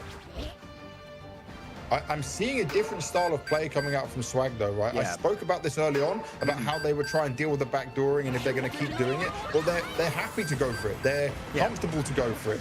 And it's actually something now that they both have to keep their minds on, but Ramon keeps being caught by it a little bit. All right, looks like two skirmishes going on now. The Vegeta God Spot distracting some of his opponents, but it looks like Swag moving towards this Ribrianne. Which team is going to take it? Oh, going to Swag! Nice take. Noctis for me right now is playing like an MVP player. Yeah, definitely. The backdooring, the steal of the boss, this is huge. That evens it up 2-2. Ramon could have got themselves a triple boss KO, and it's taken away from them. Swag right now are not going down without a fight, and they're both with 2 towers gone. This is still all to play for.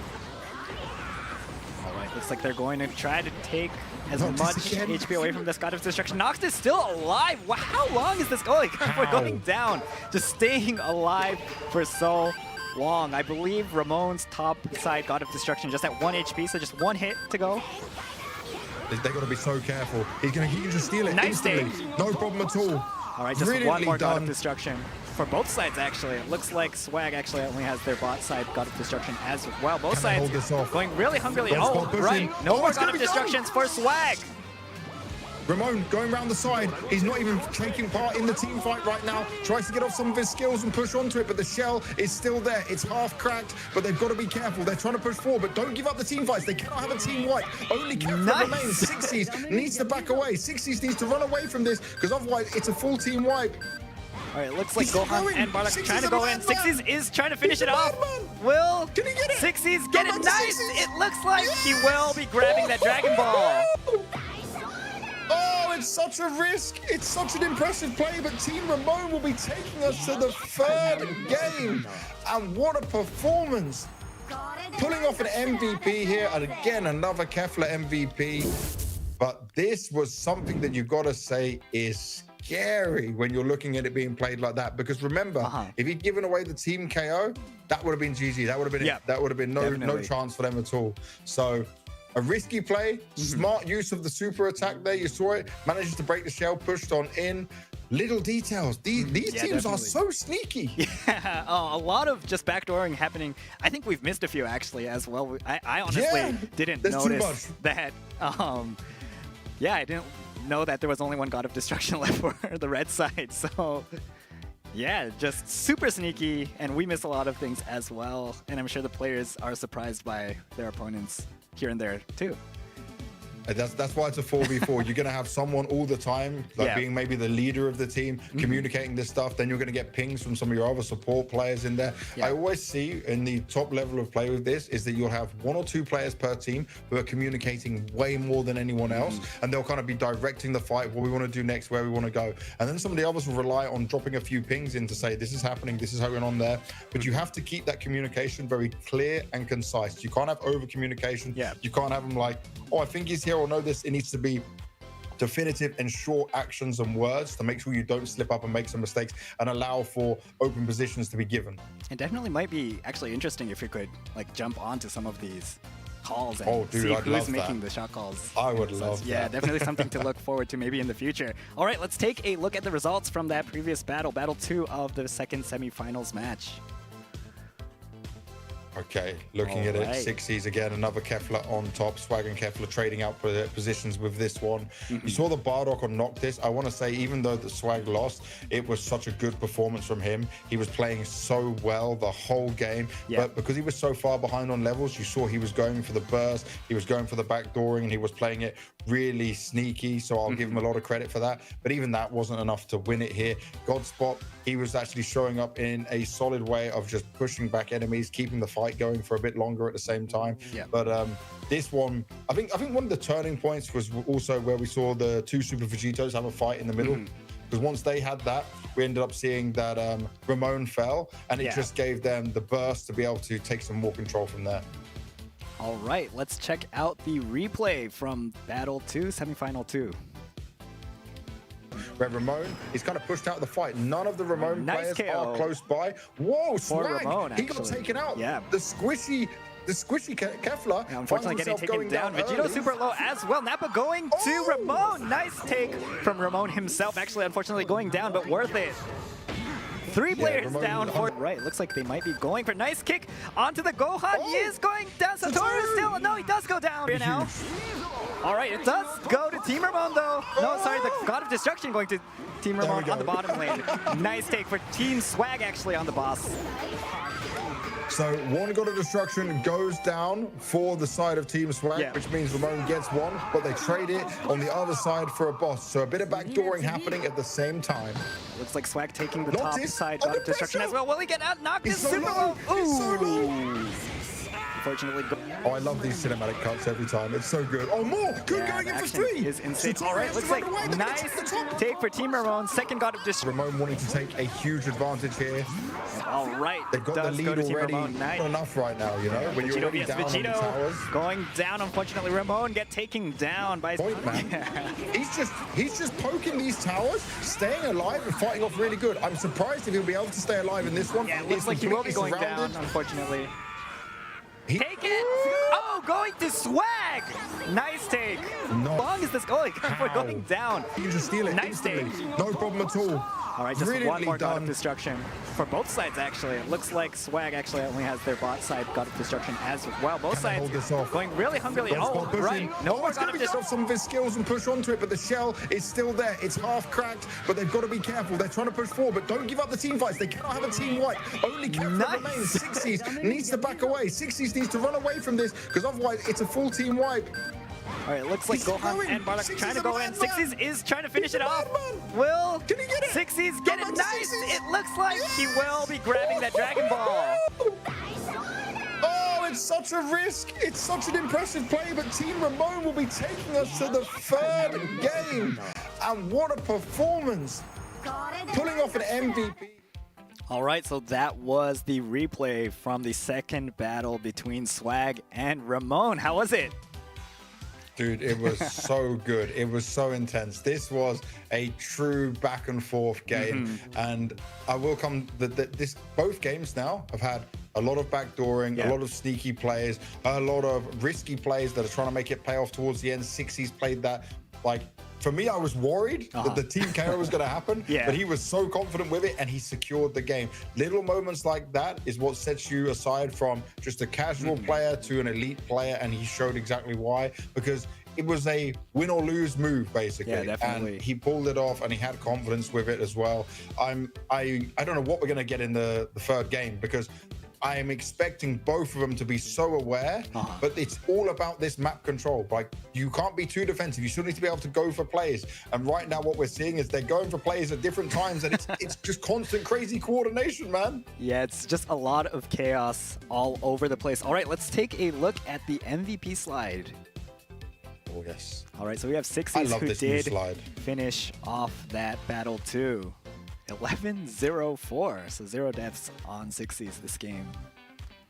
Do you know what? That's perfect for him. Compared to his counterpart, right, who died one time last time around. Not as much damage either, but hugely impactful, especially at the end, across the middle to the late game with it all as well. I feel like for now, Sixies' confidence, especially with the fact he was not just the MVP, but were able to steal away, break the shell, and get the Dragon Ball. He's going to come in wanting to make more crazy plays in this third game. It's going to be a big factor I expect to see in order for Team Ramon to try and get into the grand final. All right, and Ramon, what do they need to do to take this last game? I feel like Ramon right now just need to keep playing as they played in the second game we saw there, right? But also make sure that they're just aware, because I feel like if they were a little bit slower at times at dealing with Noxus and the backdooring, then it could have been an easy game for Swag to pick up. They were completely on top of it, but they were always letting him get towards the God of Destruction. You need to see that he's not there earlier if possible, and make sure you're rotating down and pulling off the rotations the team to keep him at bay, because it got very scary. We saw it, right? One tap he could have gone into the God of Destruction and it would have changed the whole outcome of this game. They got away with it, but now you need to be super hyper aware to make sure that doesn't happen. Yeah, this is the last game of this semifinals match for both teams, so they really need to be careful but continue on with the aggression that is leading to their success as well. So super difficult position for both sides. I think you really don't know which way you want to go.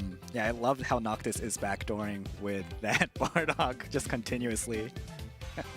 And I will say this time, though, compared to the first game where we saw a lot of action between the two Ultimate Gohans, this time around it was Satoru getting caught off and not being able to have as much impact as well. And that can also play a huge factor which can hurt you. So you still need to be careful that you're not giving away some free and easy kills. You're not finding yourself put in vulnerable positions as well. It's all these small details to look at with it all. And I just know right now that both teams are going to be feeling so crazy that they're one game away from making to the grand finals. They're going to be sat there communicating to each other of, okay, guys, this is the no mistake game. This is the every little detail has to be checked. I need someone who's the leader of that team right now on both sides to be making one of those cinema-worthy movie quote speeches to hype everyone up and get them ready for this to make it to the grand final. This is your last chance. You got to give it all you've got. Yeah, definitely. Yeah, I really want to hear, actually. We should have some like interviews maybe moving forward as well. I would love that, pregame as well. That would make, you know, this narrative just super exciting as well. Yeah. It's to hear from the players between like after their games and stuff, especially for example, look at whoever wins out of Swag and Ramon now, they're going to move to the grand final and face Abe. Abe's team's been watching these games. I guarantee you they're going to be sat there keeping an eye on what they're running, how they're playing it, what they're doing, how to counter it. And also because all of these players are playing at the highest ranks within EU, they've seen each other a few times. They've played some normal matches just for ranked games against each other, so they know a lot of small details about each other which will play a factor in this grand final. And also for Team Abe, they can be sitting there maybe getting a drink, having some food, you know, getting hydrated, getting rested, watching this back and saying, okay, they've had to play 3 games. They're going to be tired. They're not going to be feeling as confident, you know. We need to get them. But it can work in the other way, that we don't want to see that the team already, Abe, in the grand final is coming in maybe a bit sleepy. You know, they still need to be warmed up and ready to go. Yeah. What time is it over there? Actually, it's actually 3:30 a.m. in Japan. Oh wow! Okay, you're I feel very sorry for you. I'm good. 3:30 in the morning is very tough. For me, it is right now 6:30 p.m. But I'm in Portugal. For the guys in Europe, they'll be an hour ahead of me. So they'll be at 7:30. So it's not too bad for them, but it is kind of dinner time. So maybe they want a snack or two. Yeah, definitely. Yeah, want to stay hydrated as well, as you mentioned. I think super important even for esports and just normal sports as well. You know what's crazy? I see so many people now start to use like some electrolytes and stuff, and people might think, okay, what are you talking about? Like, they're just playing a video game. When you're communicating like this, when you're feeling the adrenaline of a game, when you're in a tournament and you are competing, your body starts to have changes, you know? The adrenaline's flowing, you are spending more energy. Hydration is key. You don't want to be coming into the grand final and being like sluggish and, you know, a bit quieter or anything like that. Hydration is key, energy is key. Grab a banana, you know, get some good food in you. You like, make sure you're at your very best before going into this. Yeah, definitely. Honestly, I'm sweating a bit as well, just shouting over these games. We're giving so much. Yeah, there's so much energy even for the cast as well. I'm sure the players as well shouting, screaming on those voice comms. Yeah, definitely please make sure everyone playing actually moving forward as well to stay hydrated. Make sure you don't knock yourself out. I've done some of these long sessions, right, where I've played so many hours trying to grab a rank or something, but then I just have to take a step back and be like, okay, we just come back to this a little bit, make sure I'm feeling good, and then try again. Because, you know, when you start fatiguing, it goes downhill. Yeah, it gets worse and worse. You start not winning. Yeah, exactly. You get angrier as well. You want to, like, smash your keyboard. Hopefully not. Hopefully not. None of that. I've never destroyed anything yet. Hey, I've seen some of these stream clips from people where they get very angry or very tilted from these moments. That's what competitive gaming can do to you. Yeah, definitely. But, you know, I'll take a moment while we're still waiting for the players to get ready to say that this makes me so happy. Last version of SQUADRA BLAST EU 2025, I was watching on the stream, watching all the action go down, and I was seeing like, okay, the players are good, but it's like one way, very kind of expected to be the end result. Now I'm seeing that we've leveled up. I'm seeing the players have started to learn that it's more important to play as a team and play correctly together. This is such a positive sign for what the future of this great game is going to be. And I truly believe that Gekishin Squadra has such a bright future ahead of it, and this makes me very excited. All right, it looks like we do have the heroes for both teams going with exactly the same composition once again. Sticking to their guns, sticking to what they believed in. They both won one game with this, right? So no reason to change it as of now. But this is the last chance. This is the game that will put you into the grand final. All right. Yeah, definitely. This is that game that both teams want. Nice Potara fusion there. Nice emotes coming in here as well. These effects are awesome. You can see how much the players are invested in this game by how many of these effects they have as well. All right, this will be the final game of the second semifinals between Swag and Ramon. Let's see who will move forward to that grand finals against Team Abe. All to play for, all to win, and that is the mindset you need to come here with. Third and final game. All right. Obviously, a bit of a chance for a slower start in this one. No super starts. Yeah, we do have that super cooldown reduction vanishing step for your Keflas, as well as the enemy bomb. Sorry, enemy bomb coming in for additional kind of just craziness. Yeah, the enemy bomb for me is just fun and craziness. I'm not too worried about it. It's kind of easy to play around. But definitely getting the cooldown is so important, especially when you've got high mobility heroes in the game to work with here. But now I want to see if anyone starts playing a bit more defensively in here, if they're not risking as much, because there's no more chances after this one. Swag and Satoru are already going to be pushed away a little bit here on their top lane. Down at the bottom, Noctis. Oh, it looks like Bardock a bit His low. gauge is filled up. Oh, it actually might be taking down his opponent. Nice KO on Godspot. First player down in this third battle. And you know, this is what I say is so important here about the difference between the Bardock and the SHA4 Vegeta, is because the Rebel Warrior passive on Bardock, it toughens him up the more damage he takes. His gauge fills up as well, and that means he's taking less damage. So even though you see him get low, he becomes harder to take down. And Vegeta doesn't benefit from that in the same way, right? For Vegeta, he just gets like a strike defense up, but that means it's not always working the whole time in the same way. So the early game is a bit better for the Bardock. And definitely for newer players as well, something you need to make sure you understand. There are these kind of secret passive kind of effects, abilities that these characters have. All right, we have the first boss. The Jackie. First boss going to be Jackie. I love the addition of Jackie Chun, by the way. This was a great change because it actually made it a harder boss fight overall, especially the way that he splits up like this, you know, and you see multiple of him. So it keeps them guessing a little bit, makes you sure you have to have the team fight coming in at the same time. And both of them now just waiting for the mistakes to be made. Noctis taking a lot of damage, Swag coming in. Can't find himself, hitting on any kills in there. They're going to be able to heal up though, so the God of Destruction is on Team Swag's side, which means any damage they take, they cannot get healed from, and that can be a slight problem for them to deal with. 60's trying to push them away for now.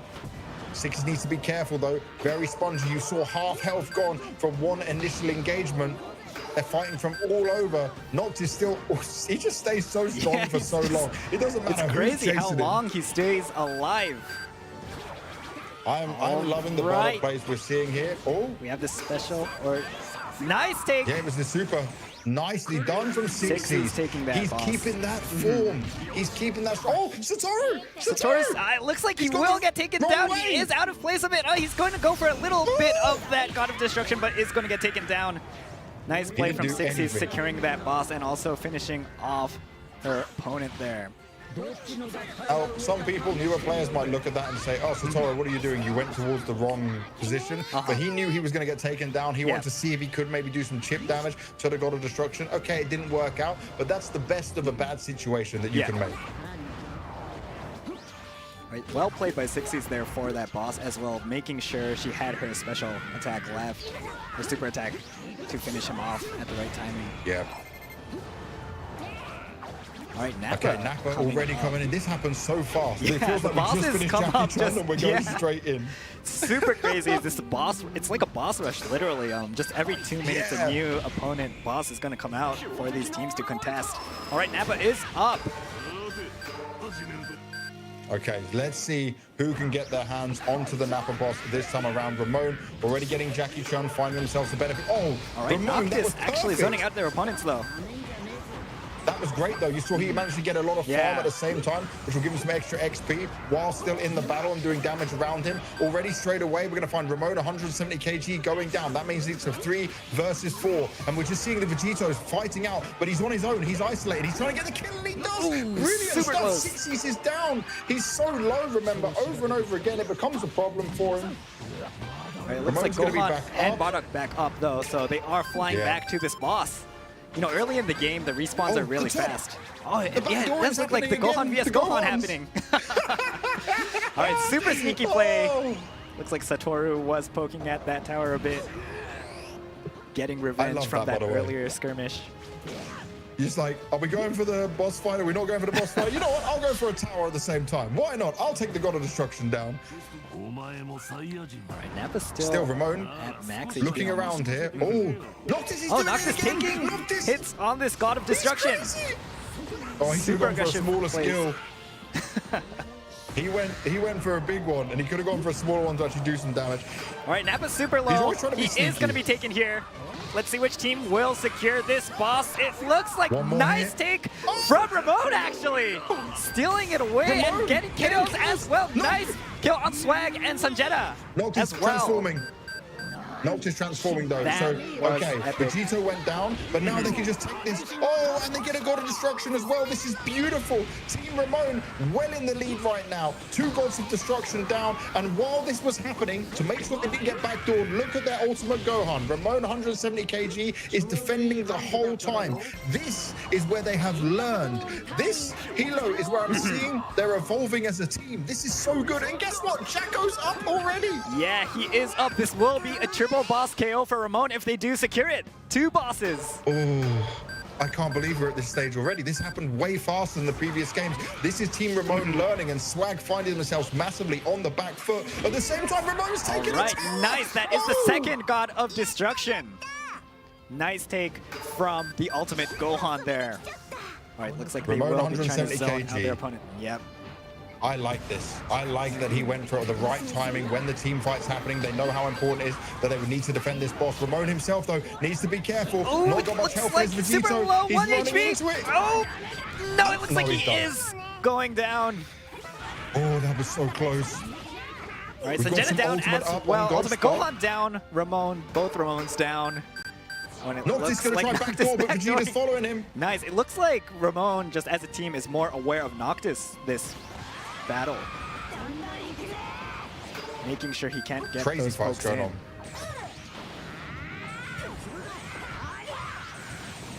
All right, that Jacko is still being a bit ignored at this moment. All right, nice KO on that Noctis. This is getting crazy because Godspot is doing very light damage towards Jacko, but at any point the team fight happens, it can be a big risk. Oh, did they take Satoru? Will they pick him up? Nice he's take dead. There's no way. on Satoru. There's no way. Yeah, there was he's no not way he's escaping getting out of that. Yeah. He was trapped, he was locked down, and now they've got a 4v3. They're jumping straight on Jacko. They want to try and get this triple boss KO, and that will give them such a huge advantage. It looks like Team Ramones. Oh. Gohan also going for it. No, will he get blocked off by Noctis? Yeah, looks like the back four Noctis is ready. Successful. All right, looks like Vegeta might be going down. Sanjana down, KO'd. Huge. Nice pick there. there. Wow. All right, looks like they will be chasing Swag as well. Swag he's so far in the back running lines. towards his opponent. He is trying to stay alive. Oh, will he actually take down Godspot? Nice KO, and Noctis there to back Swag up. How did Swag stay alive there? That great was super movement, impressive. Huge use of the super attack. I'm impressed by that play, but is it enough to pull you back into the game? Noctis up top, trying to stay alive. Remember, he can fight this for quite a long time, but 3 of them, 4 of them jumping on top of him. They're not allowing it to happen. They said, nice try, no backdoor for you. We're keeping ourselves in control, and we are now going for the triple boss KO. Full damage being done. If they get this, Team Swag won't have a chance. Someone needs to come back and defend. Doesn't matter that they've lost to God of Destruction, because it's all about this boss fight right now. All right, let's see who's gonna take it. Nice take. Oh, Swag taking the J-Call. Nice. Making sure his opponents do not secure that triple boss KO. Oh my that God. Was so close. It looked like super Team Ramon insane. had Yeah. Jacko. Enemy team they could has been KO'd. They could push all the way. This could be it. This could be the huge play. 7 seconds until Gohan's up. They're going to split and take the different gods of destruction. But this might be how it ends. This might be how Team Swag find themselves Just in one the more grand god destruction. final. Nice counter from Team Swag, finishing off the game 3. Oh, wow. Swag. That was so impressive. They looked down and out. They were on the back foot, but they get a key victory by getting the enemy team KO, which means it's full rush to the gods of destruction. And look, no Kefla MVP this time. Yeah. It's Vegito. Well played. That what a beautiful game. That was so impressive. Insane. Yeah, from the they Swag. took the Jacko and then finished off all of their opponents to finish off the game. Just literally turning around the table, like flipping it right over, and yeah, wow. But I'm in shock. Ramon had that game. Yeah. That game was theirs. Then Swag stole the Jacko, and that stopped them getting the triple boss KO. But then the team fights kept coming, and it was so quick. I didn't even notice it was going to be a full team enemy KO. And you saw they split 2-2 to make sure they could destroy the gods of destruction and then focus. That was a perfect play. That was beautiful stuff. Team Swag, congratulations to you for making it to the grand final. Yeah, super good decision making at the end there. Just quick decision making there to finish off the game. All right, let's take a look at the results from that game. Oh, this is super this is more close in even, terms of stats. You know? Yeah. Yeah, and all that was off. So, okay, Super Vegito got the MVP, right? Because 2 gods of destruction, 6 kills, 5 assists. But Swag would be, in my eyes, the real MVP because of the play he made. Yeah. He got the boss, and then he went for the big push at the end. I'm not sure if he's like the leader of the team. Obviously, it is called Team Swag. He might be the one calling the shots. Yeah. But I mean, that was a swaggy play. That was swaggy dominance. I'm impressed. I'm so impressed. Yeah, definitely. Securing that boss and then not just getting excited about that, but making the decision to continue to push on to the opponents, finishing them off for the team KO, and yeah, taking the game from there. It was really just a instant there that changed everything.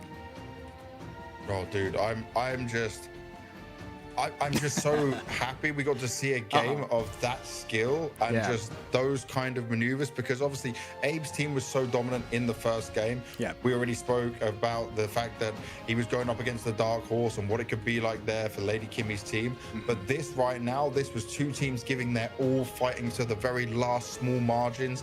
This is everything you want from a competitive game of Gekishin Squadra. Wow. And I know Team Ramon's going to feel so sad and so crushed by what happened there, but you played so well in so many situations. I feel like there were such small details, like you guys were constantly guessing back and forth with each other, having like Noctis going for the backdooring, and then someone trying to be on top of it. Ramon 170 kg was trying to push back. And I will say this, right? Again, it's not to point out anything bad, because Ramon 170 kg, his three ranks are A4, A4, A4, but he plays way above that level. This is definitely an S tier player coming in there, and I hope that like they can just show such good performances going forward in future tournaments that we get for the game, because they shouldn't have this as a negative. They played really well. This was, you know, I'm going to just do the classic meme whenever we get book on camera. We're not quite there yet. I don't know. We're still on the battle screen right now. Yeah. All right. So we're going to jump into the replay, actually. Oh, go ahead. Go ahead. You're going to have the replay? We'll have the replay, and then we'll do the replay. All right, let's go to the replay. We're going to have this, right? Yeah. On their top lane. Down at the bottom, Noctis. Oh, it looks like Bardock a bit His gauge is filled up. Oh, actually might be taking down his opponent. Nice KO. I'm loving the Bardock plays we're seeing here. Oh, we have the special, or nice take. Yeah, it was the super. Nicely done from Sixty. He's taking that. He's keeping that form. He's keeping that. Oh, Satoru! It looks like he will get taken down. He is out of place a bit. Oh, he's going to go for a little bit of that God of Destruction, but is going to get taken down. That means it's a 3 versus 4, and we're just seeing the Vegetos fighting out, but he's on his own. He's isolated. He's trying to get the kill, and he does. Brilliant super stuff. close. Sixties is down. He's so low. Remember, over and over again, it becomes a problem for him. All right, looks like Gohan and Bakar He is going to be taken here. Let's see which team will secure this boss. It looks like nice take from Ramon, actually. Stealing it away and getting kills as well. Nice kill on Swag and Sanjeta Noctis as well. Transforming. Noctis transforming though. So, okay, Vegito went down, but now they can just take this. Oh, and they get a God of Destruction as well. This is beautiful. Team Ramon well in the lead right now. 2 Gods of Destruction down. And while this was happening, to make sure they didn't get backdoored, look at their ultimate Gohan. Ramon 170 kg. Gohan also going for it. No, will he get blocked off by Noctis? Yeah, looks like the back door. Noctis is ready. Successful.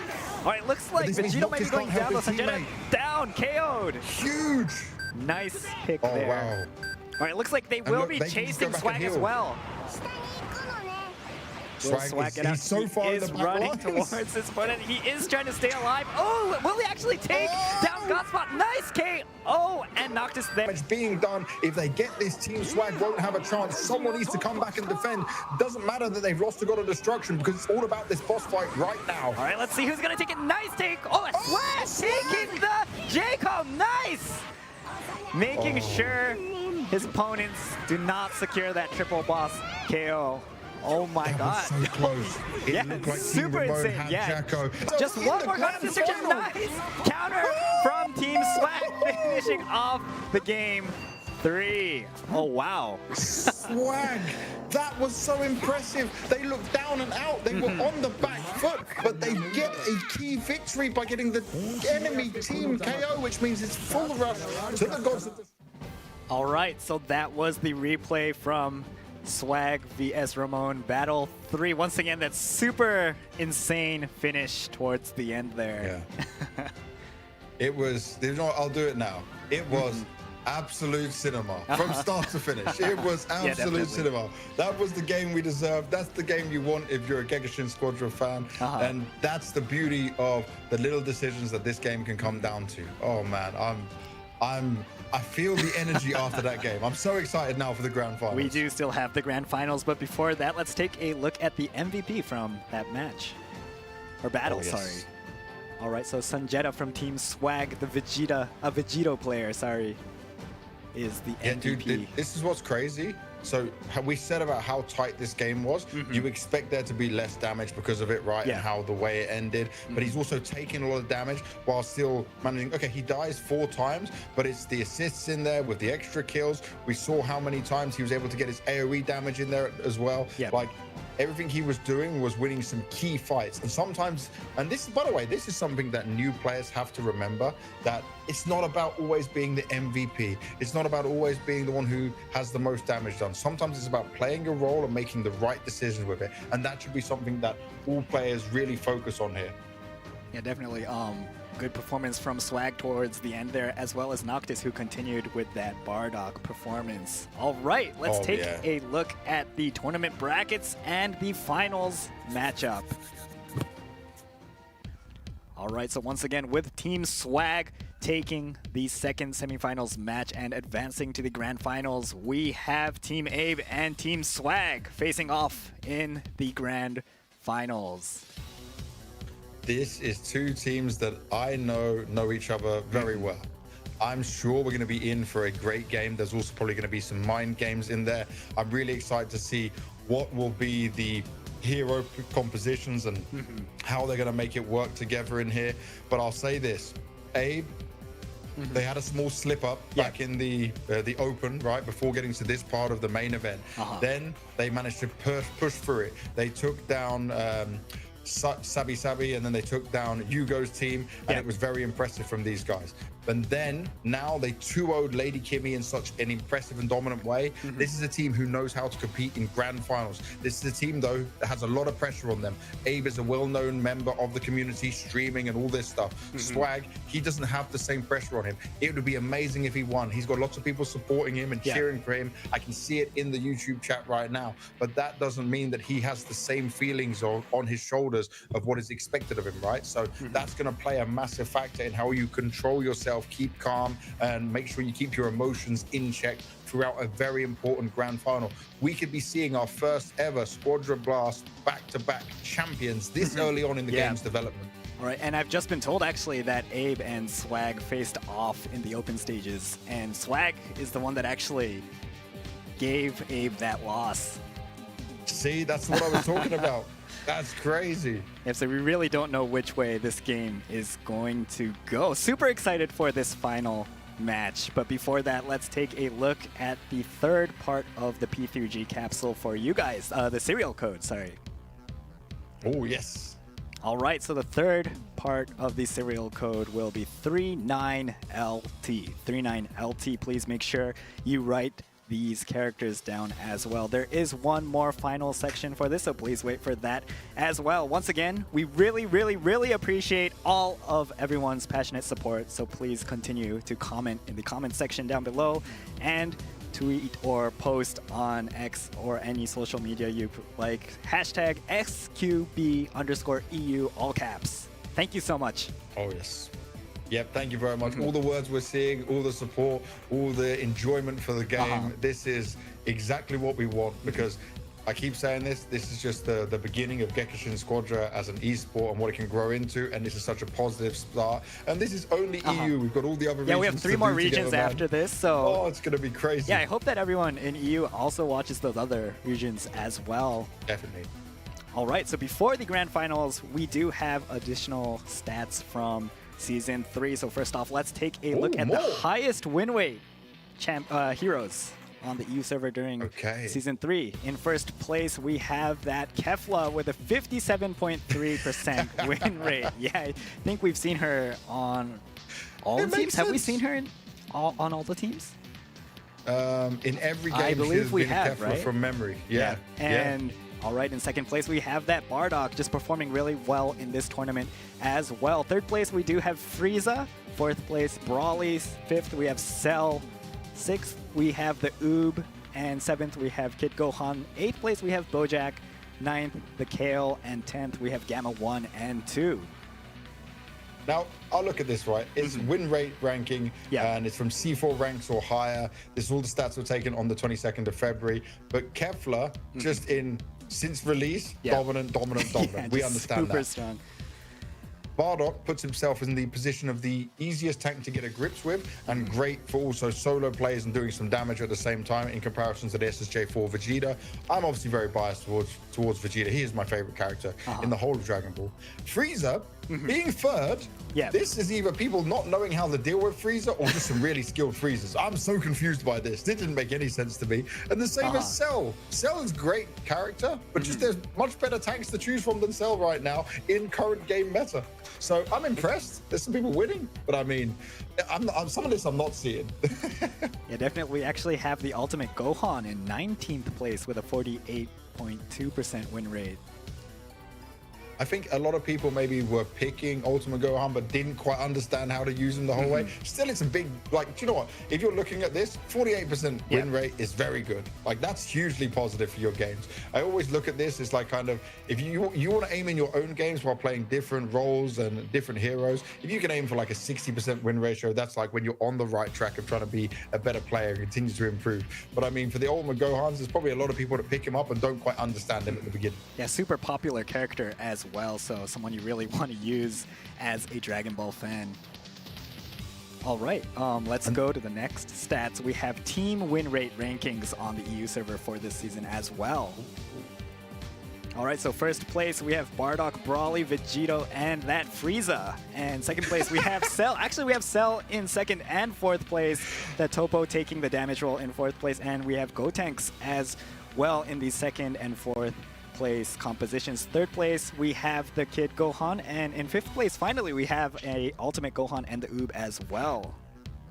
All right, what do you think about this? There's more Bardock than Cell, you know, so I'm getting it. But like, the thing is, people can, like, if they don't, so many people would expose their backs to Cell, then he grabs you and then he can transform early. So I'm guessing in some maybe of the lower ranks, we're looking like C, B, low A, there's a lot of people probably getting away with doing things that you shouldn't normally be able to do. The Bardock one obviously makes perfect sense. Broly, I think he's just such a popular character that so many people are picking him that, like, depending on the composition you get, makes perfect sense. I'll say that when we get into the next season, I'm expecting Ultimate Gohan to be right at the top and replacing Frieza. And I definitely expect Kefla to be replacing Broly, and then you've probably got the ultimate one for right now in current, like, top tier, S tier meta. Yeah. You know, I feel like I see this Frieza a lot, actually. I think in the previous season stats, we had a lot of Frieza as well. Frieza was great for bossing at time, right? Annoying to play against, actually. Even when you know what he does. Yeah, he can rush towers, he can solo defend, he can push them back, and he can just solo bosses as well if people aren't going for it early on. And what do you think about the Gotenks here? I think he was nerfed at some point. I'm not sure how that kind of influences these stats. I feel like Gotenks is going to have a bit of a decline. I see a lot of people trying to say, like, oh, buff Gotenks again. But it's like Ultimate Gohan just came in so much stronger. Normal Gohan's very strong as well at the same time. So, you know, it kind of comes into it as well. The Bojack enjoyers are just hardcore Bojack fans. He did get a buff. He did start to improve. But look at this. It's grand final time. And we've already seen a change up straight into this. Both technicals going for the Ultimate Gohan. Remember, Annie was using, the Android 17. Over and over again. It is a superstar, to let you know. But I'm guessing he's watched the games take place and he said, okay, I'm going to show who the better Ultimate Gohan is right now. I got a point to prove. Arctic swapping between Kefla and Vegito 10 seconds ago. He's baiting us out here. He's doing this for the stream. I'm telling you that definitely. Now. There was no way he was not locking in Kefla. He was just trying to say, I know what these commentators will say. Ha ha ha. All right, and Abe going for his mini Goku pick as well. You know, the win rate on the mini Goku from the server wasn't really too spectacular, but this proves, again, you can really shine on any character in this game, I think. As long as he also did get used a bit more now. He got buffed a bit again. So, like, Goku Daima has benefited in recent patches, which is something we need to focus on here. And obviously, Abe is the best Goku Daima in the world. But this is it. It's the best of 3. It's the grand final. So let's get into it. All right, Team Swag vs Team Abe. This is the grand finals battle 1. Let's see which team is going to take it. We also have the Mystery HP Divine Draw, which just adds additional kind of confusion and mystery aspects, literally, to I guess everything. You know what I love about this? Yeah, you know what I love so much about this one? When you've got the mystery HP divine draw, this means that some of the team fights you take, and you can't be as well informed early on, you know? You can kind of be baited out sometimes, so you have to be very careful. The super starts can be very strong. Abe didn't go for the Uber this time, even though he did that last time they got the super start. This time he's gone for the Dimer. This is his best character. He knows it's the grand final. He wants to show off here. But Swag, they already had, like you mentioned, in the best of one, a win over Abe. Now it's a best of 3. They've been watching the games, seeing how they play off each other. Already some early damage being done. Annie being caught out. Annie could be going down. Oh, he this does is a big go risk. down, Abe unfortunately. is gonna have to farm, and Annie's fallen. The ultimate Gohan did lose out in this initial battle, and that can be a problem early on. Swag starting off strong. Right, it looks like Abe is going for this fight. Oh, super low. Gohan coming in as well. Will he get a kick in? Will they take a nice kick? They will be returning the KO. Nice combination from Abe and Annie there. Annie's return just then was absolute perfect timing. And now, Noctis, he's tried to get involved in this. All right, it looks like he is going to try to... No, Abe will get out. Annie is securing that as well. Nice team play there. They're just super rotation. Insane counterattack there from Team Abe. Noctis's rotation there saved them from taking some damage onto their God of Destruction. Beautifully timed, really well played. Oh, Satoru needs to be careful. He's kind of alone at the moment. Does quickly fade away with the Vanishing Step, which makes sense. But this is going to give a lot of farm back towards Abe. Jackie Chun's going to be the first boss. Now, how do they rotate to this? This is, by the way, this rotation in terms of timing is going to favor Abe because it's just gone from their God of Destruction. Super fast take. Nice. Abe taking that Jackie super fast. All right, looks like they will be losing 3 players, though. Annie, the only player alive, moving back towards that bot lane. Okay, so Gohan now will just defend. They did get the boss, but the trade-off here is obviously the kill XP went towards Swag, and now they're going to clean up the lanes. They're going to take all of it. Already Kefla transforming at the same time. This puts Swag in a better position despite them not being able to get the boss. All right, just super fast take. We actually honestly missed most of what happened there. But yeah, nice boss take. I didn't even notice. Yeah, I didn't. Both teams playing it fairly safe now. Just waiting for that next boss to appear. Will be that Nappa in the bot lane.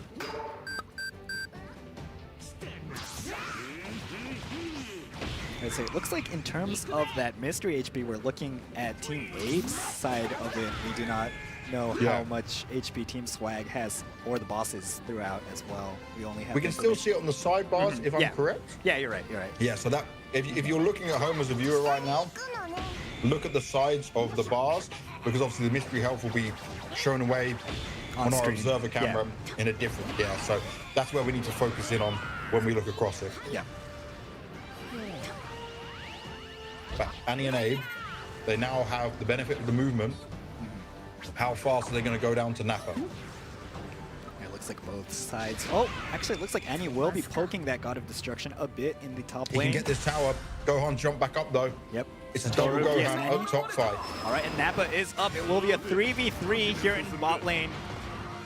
Oh, great damage done by Noctis early on. Onto nice barrier there as well from the sorry, not a barrier. Sorry, nice block. That is super crazy. Yeah. All right, unfortunately, he may go again, down, 3 but they players can't down. lose all the fights. Oh, they keep so.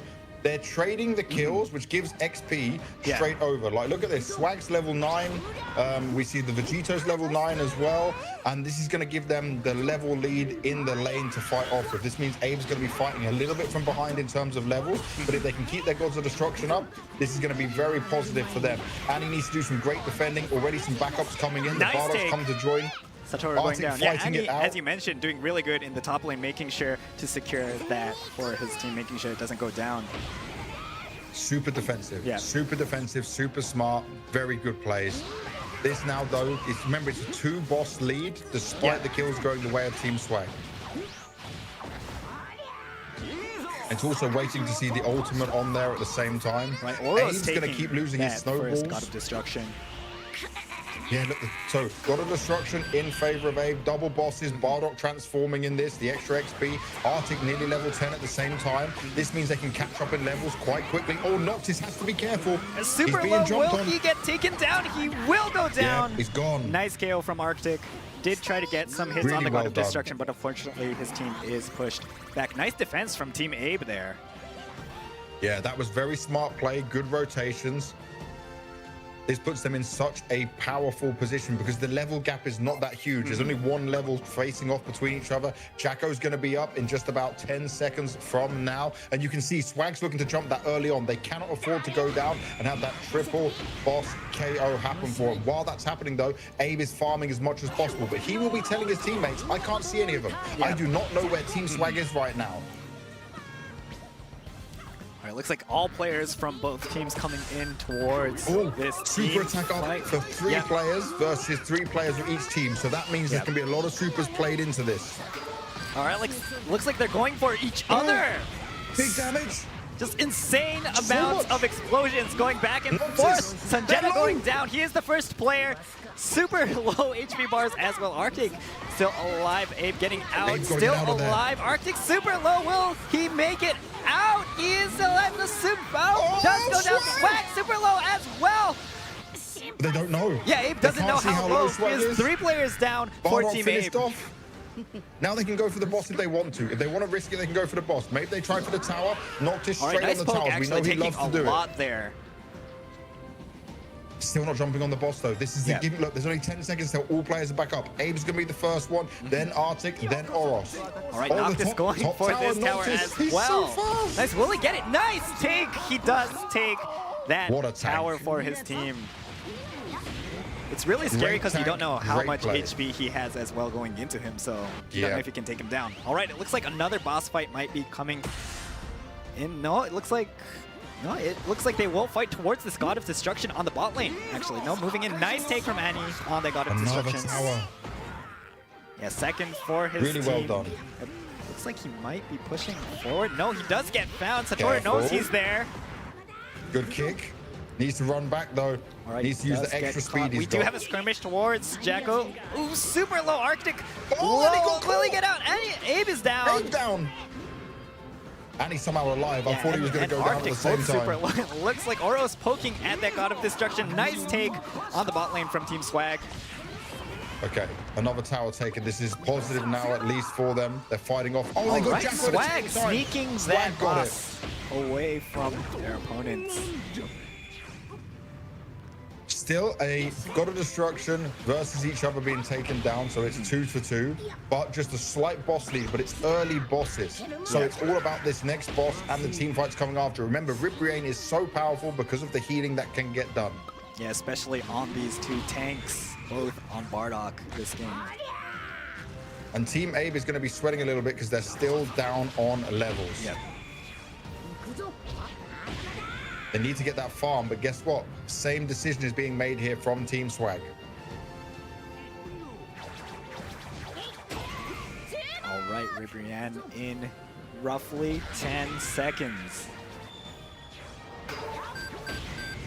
This is going to be the important boss fight. It's also going to be where the team fight goes down. It's very hard to take down Noctis right now because he is playing super strong. He has all his divine cards where Oros doesn't quite have his third one just yet. Looks like Team Abe actually might be going for that top God of Destruction. Abe poking it will take a low. Nice kick. No! Does catch his opponent, Satoru. All right, Abe and Arctic actually going down. 2 players down, 4 vs 2. Boss is still up. It looks like they might be going towards the boss. Oh, this is not the boss they want to lose. They're being pushed back. Swag straight on top of it. Look, so they're patrolling the map. They've taken full control. 10 seconds still before Abe and Arctic are going to be back up. Right, Swag can be doing all of this on his own solo. Oros is struggling to stay alive. He's going to find himself taken down for 30 seconds. All right, the boss does go to Team Swag as well. All right, super good coordination there. All right, Sanjeta going down. All right, let's see if Team Abe can counter here. Arctic trying to fight this on his own. Abe coming to back him up. Swag pushing as much as possible. Arctic needs to get out of there. It's going to have to be Abe to solo defend the God of Destruction. He is pushing Swag back. Swag has a lot more health than him, though, but is a little bit more squishy. All right, just super good coordination there from Swag. Having having Swag on the boss, and then the rest of the team really just locking their opponents down in that western location there. Abe's trying to get that extra farm on go. Now the levels are starting to even out a bit. So the Ultimate Gohans will be the difference in level here. Yep. But look, Abe and Arctic 13 each, where the Super Vegito hasn't quite hit 13 for Team Swag right now. Back to fighting on this boss tower, and he needs to be careful on the Ultimate Gohan. He's got the speed to try and get away out there, but there's too much damage on him. All 4 players focusing him. He will be taken out. 30 seconds. He's down from this. Let's see if Team Swag can take advantage of this player being down for 20 more seconds. It looks like they are pushing towards this top lane. Nice early find. Arctic onto Noctis. Push back all the way as well. Special Super attack from Swag, going to do a lot of damage. Is it going to be enough to push him back? There's no healing done on the God of Destruction for now. They need to be careful as the health is being whittled away. Nice take can't on stand the Arctic. fight for too much longer. Arctic's been taken out of this one. There is damage all over the place, and they can just go for this bottom tower. How fast can the rotation happen? Team Abe. Oh, nice. Really saved there by the Zeno reset. Yeah. All right, Annie taking Just Noctis super Abe's low. on top. Abe's going so fast. Abe's going for it. There is the Vegito that's just come back, though. This will be a battle between those two on the tower. Oros managing to take him down. Noctis out for 31 seconds, but at the same time, Abe is gone as well while the tower is low. Oh, nice take from Annie there. That's huge. Annie, Swag low HP going win. down. Finds the Kefla going down. Swag out of it. There's so many 1v1s happening all over the map there. I'm just trying to look at the mini-map more than looking at the main game. Yeah. Oh.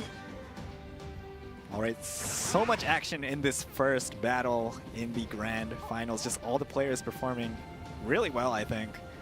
No more bosses, so both sides need to be careful. It's all about, I think, who makes that first mistake, who gets picked off first.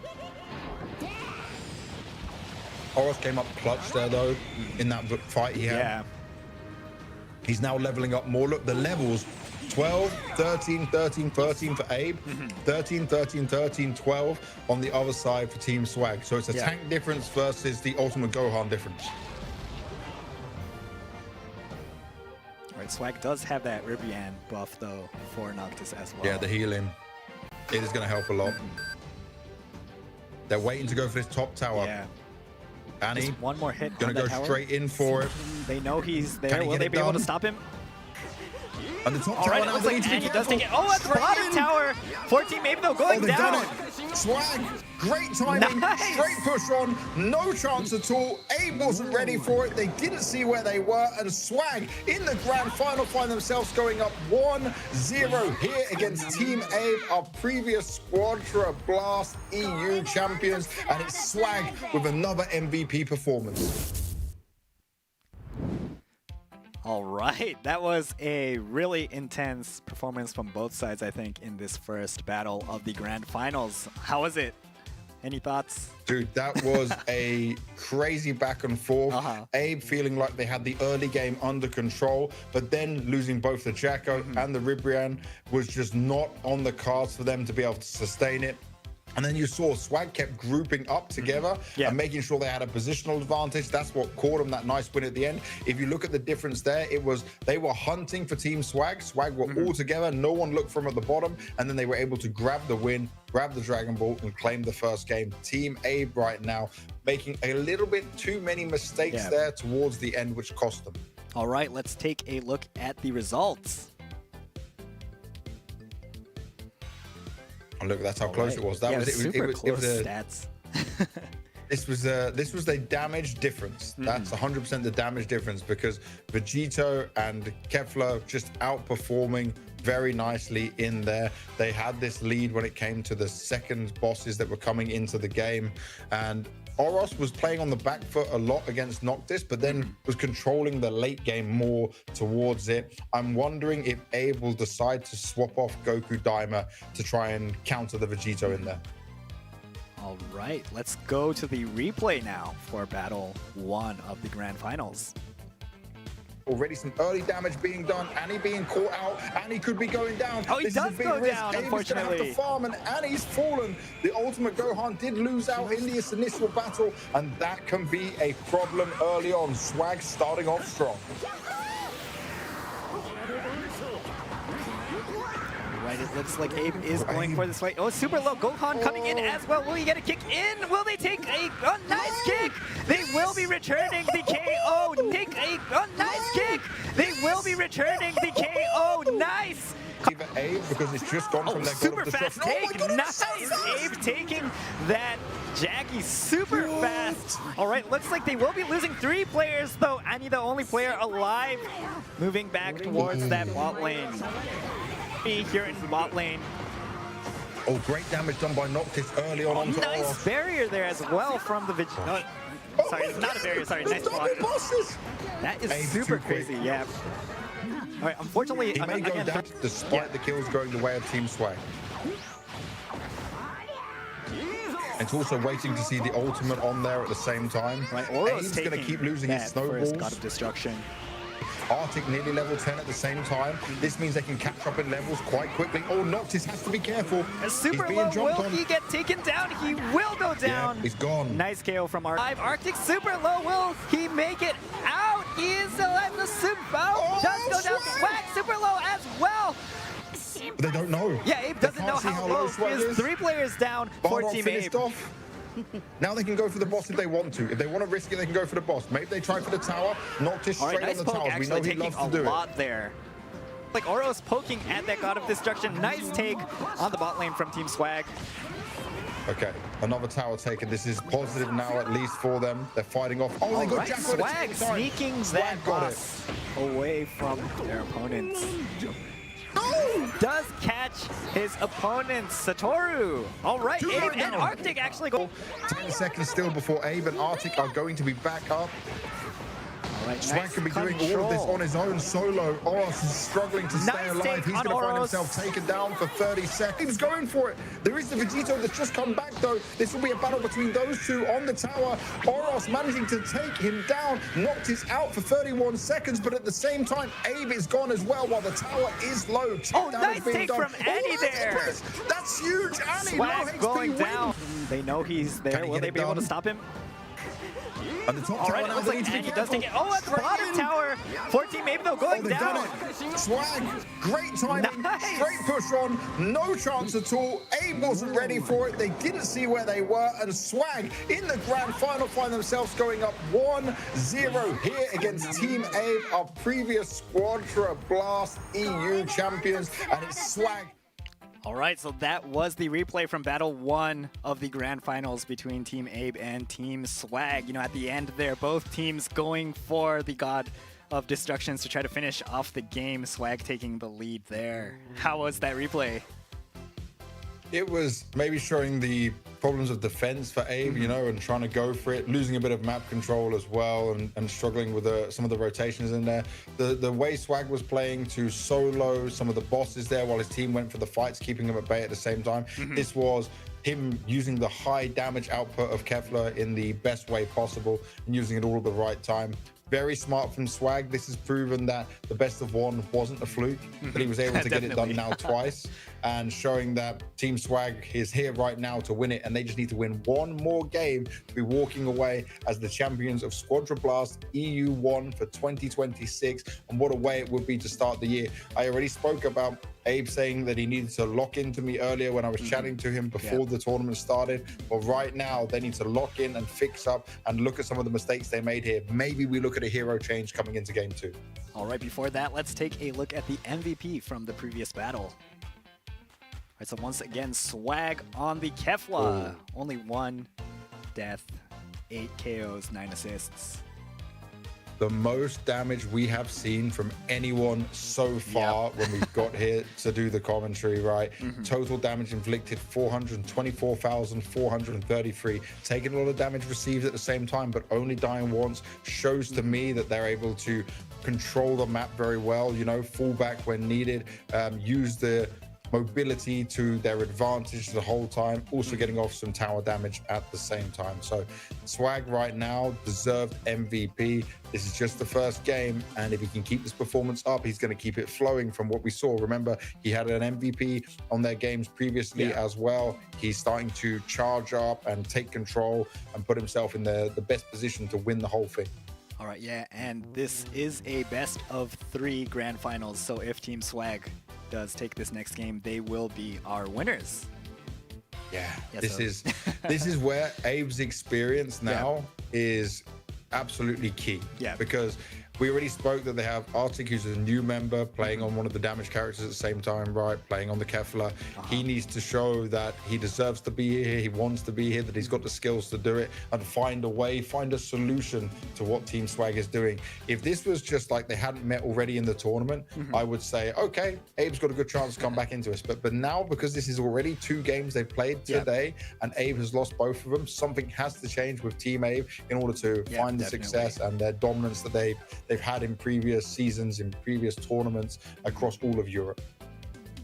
All right, so in terms of compositions, what do you think? It's the Goku, the mini Goku, that they need to switch out? I wouldn't say it's the Goku Daima because he's very strong character in Abe's hands, but I feel like they might want to come away to the Oob this time. All right, looks like that's what they might be doing. Yeah, there we go. There we go. So the reason I'm saying to go in for the Oob here is because you're going to keep the distance up. Arctic's going to be on the Super Vegito. This does mean you're sacrificing the Kefla. Kefla, in many people's eyes, is that Kefla is the strongest damage character in the game, and that makes a lot of sense. But Oob right now, being used in the right hands, can be a difference maker and has the same positive mobility, escape mechanics as well. So this is going to get exciting. This is going to get interesting. But right now, this is kind of a small Hail Mary I'm seeing because there is going to be no Kefla in the game again. All right. And it looks like we have Cloud Cover and Mystery HP once again. So just a lot more map awareness we need from both sides, as well as how much damage have we already done to these opponents. Yeah, this is going to be interesting. The hidden damage means you're not as confident at times to go for the fights, you know? Yeah. But now, remember, we spoke about this in the first game. The pressure is going to be on Swag. You're 1 game away from being champion. You've not had to deal with that before. All right, let's You've not see felt that feeling. Which team will be taking this second battle. Team Abe vs Team Swag. Team Swag just 1 battle away from taking this tournament. This is their 3rd match, or 3rd battle against Team Abe. As you mentioned, already a 2-0, but 1-0 in the tournament stage.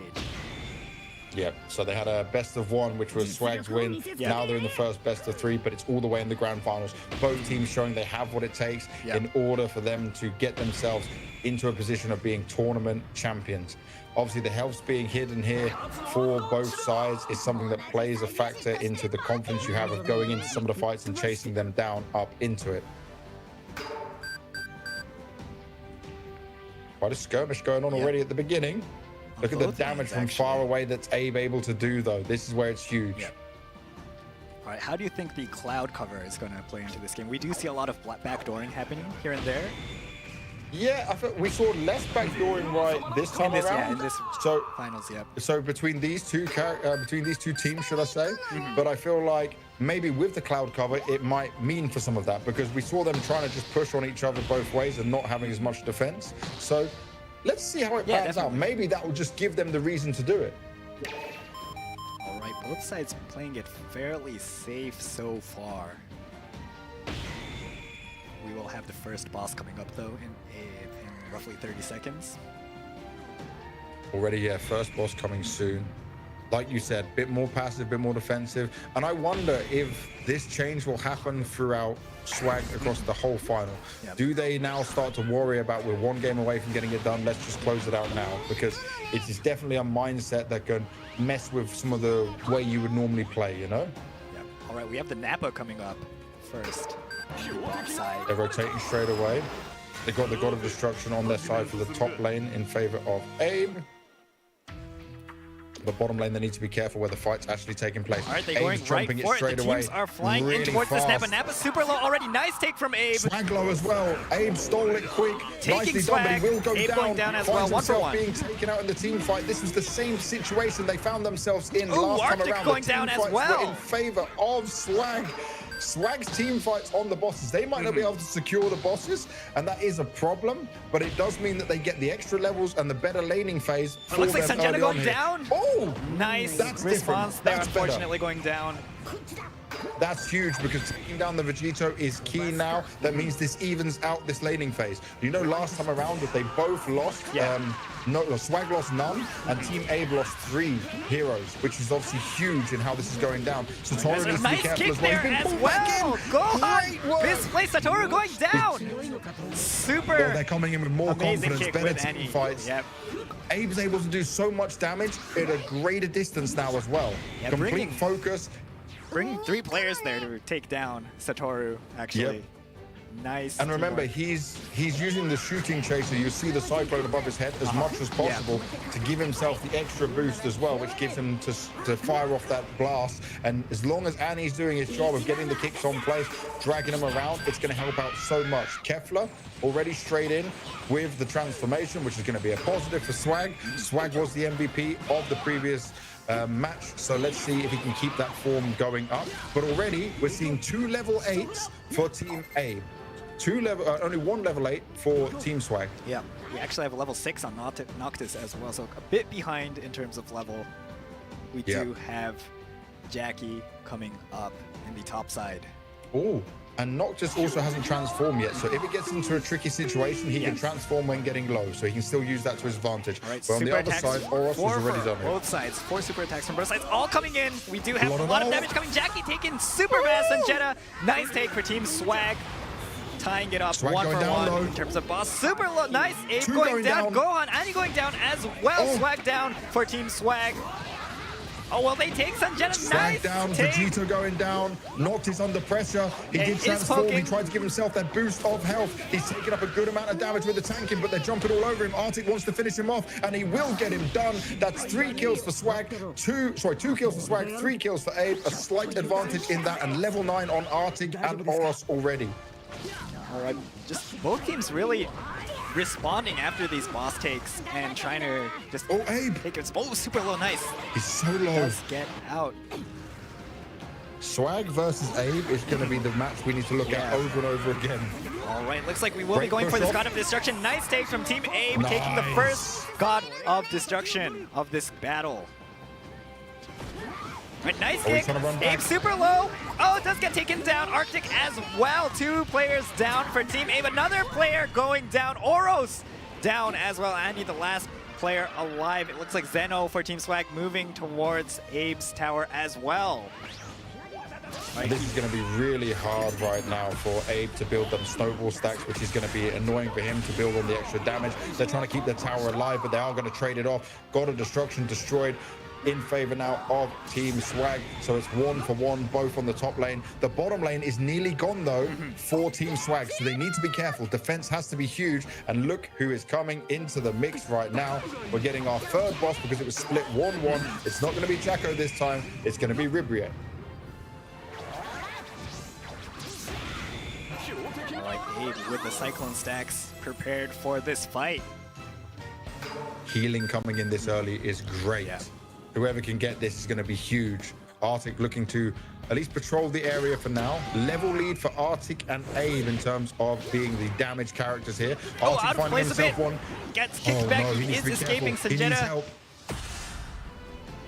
It looks like the Gohan's fighting in the top lane as well. Sanjena super low. Nice hit. Oh, Arctic going down. Swag as well. Sanjena going down for Swag as well. And he's fighting Satoru up top. Yeah, this Gohan vs Gohan battle. Oh, they're going to take the boss though. Abe is doing so much damage. This is great. Abe is just focus firing Ribrian. Yeah, look, we have Noctis trying to backdoor though. Oh, another tower! All right, nice take for Abe on the boss, but Noctis going for that God of Destruction. Noctis needs to be careful at the same time. Yep. He tried to get himself onto the tower. He can stay alive for a good amount, but he's got two heroes just focusing him. He's going to be chased down as well. He doesn't have the same speed as them. Arctic able to just lock him in. Another kill found, and Abe is in full control. Two bosses, two towers, and look at this at the top tower. It was already been taking a ton of damage. This is great work and a great turnaround from Abe. They want to take us to a third game, but trust me, we're not out of this just yet. This is still all winnable for Team Swag. Oros staying alive so well. Yeah. He's actually keeping up really nicely. Swag low. Swag is so spongy. Swag is going to be in trouble. Straight away taken down. They're going to go straight on the Vegito next. They can't quite see the health, but this is great team fighting coming out. He's finished off. Hugely done. Oros is somehow stayed alive. Jacko's going to be up soon, and there's two enemies down on Team Swag. They're going for the tower to do some more damage at the last second, but Abe has to fall back. He's using the speed to his advantage, and Arctic is already heading to Jacko. They're all going to head to Jacko, and they just need to make sure they also defend their top at the same time, but they can take down Jacko so fast. Abe is on point. They are back. They're going for the triple boss KO, and they're looking to try and win this game right here, right now. All right, they do secure that Look third how fast that boss. was. That was a super 10-second fast. boss. Yeah. In the meantime, Wow. Oros just keeping the opponents away from that boss as well. It does go down, but worth it, definitely. Now, they just got to be careful on the team fights, though. They've taken the top tower. There's one more tower to take. Their towers are safe, so they just need to win it out here on the team fights because it's a 4 versus 4. Already the levels are in their favor. Oh, they're going to be able to take it, and Abe's going to be able to sneak. Look, Abe is down on the bottom lane on his own. If they just do one more time, all right, he is running towards the Dragon Shell. Abe's going for it. Look this at is the going to be Abe damage. charging Nice. forward. Instant Big. destruction. Ownage completely. Team Swag end up losing this one as Abe come through with a huge performance, a hero change. Super Oob is the difference, and they showed it in style. And I'm going to be guessing it's Vegito who's getting the MVP in this one. It was really well played from Arctic, the new player to the team, who's looking to get his first championship here in Gekishin Squadra with these guys.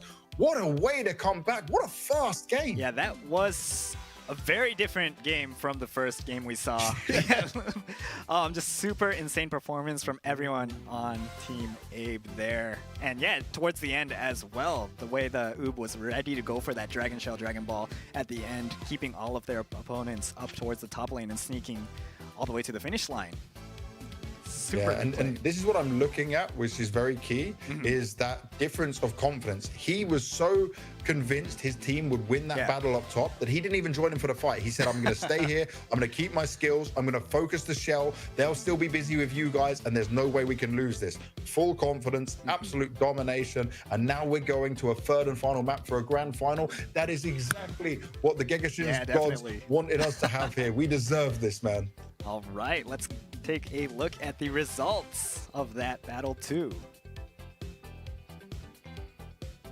It's so even. Do you know what? This is what's beautiful, is because when you're looking down these stats, this goes to show you this is not one player dominating, one player taking over and doing whatever he wanted. This is smart team fights. This is a bit of back and forth. This is power struggles, which we love in the Dragon Ball universe. This is exactly what you want from the highest level of gameplay. And people can say, oh, well, Swag, they only just about made it to the grand final. They had to play 3 games. Well, guess what? They're playing 3 games against Abe, who went 2-0 and is the previous champion. They can definitely hang with the best, and they're showing it in different ways right now.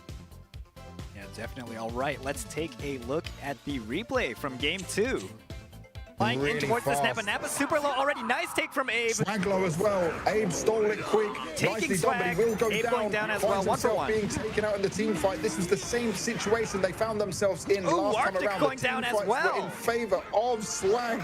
Swag's team fights on the bosses. They might not be able to secure the bosses, and that is a problem, but it does mean that they get the extra levels and the better laning phase. It looks like Sanjeta going down. Damage coming. Jackie taking super fast. Sanjeta. Nice take for Team Swag. Tying it up Swag 1 for 1 in terms of boss. Super low. Nice. Abe going down. Gohan Annie going down as well. Swag down for Team Swag. Oh, well, they take Sanjeta. Swag down, Vegito going down. Noctis under pressure. He did transform. He tried to give himself that boost of health. He's taking up a good amount of damage with the tanking, but they're jumping all over him. Arctic wants to finish him off, and he will. Right, looks like we will be going for this God of Destruction. Nice take from Team Abe, taking the first God of Destruction of this battle. Right, nice Are we kick. trying to run back? Abe super low. Oh, does get taken down. Arctic as well. 2 players down for Team Abe. Another player going down. Oros for that God of Destruction. Noctis needs to be careful at the same time. Yep. He tried to get himself onto the tower. He can stay alive for a good amount, but he's got 2 heroes just focusing him. He's going to be chased down as well. He doesn't have the same speed as them. Arctic able to just lock. Oh, staying alive so well. Yeah. He's actually keeping up really nicely. Swag low. Swag is so Swag went spongy. down. Swag is going to be in trouble. Straight away taken down. They're going to go straight on the Vegito next. They can't quite see the health, but this is Super low great on team Oros, fighting getting coming out. out. He's finished off. Hugely done. Oros is somehow staying alive. That Look how third fast that boss. was. That was a super 10-second fast. boss. Yeah. In the meantime, Wow. Oros just keeping the opponents away from that boss as well. It does go down, but worth it, definitely. Now they just got to be careful on the team fights though. They've taken the top tower. There's one more tower to take. Their towers are safe, so they just need to win it out here on the team fights because it's a 4 versus 4. Already the levels are in their favor. Oh, they're going to be able to take it, and Abe's going to be able to sneak. Look, Abe is down on the bottom lane on his own. If they just do one more time, all right, he is running towards the Dragon Shell. Abe's going for it. Look this at is the going to be Abe damage. charging Nice. forward, instant Big. destruction. Own it completely. Team Swag end up losing this one as Abe come through with a huge performance, a hero change. Super Oob is the difference, and they showed it in style. And I'm going to be guessing it's Vegito who's getting the MVP. All right, so that was the replay from Battle 2 of the Grand Finals between Team Swag and Team Abe. How was it?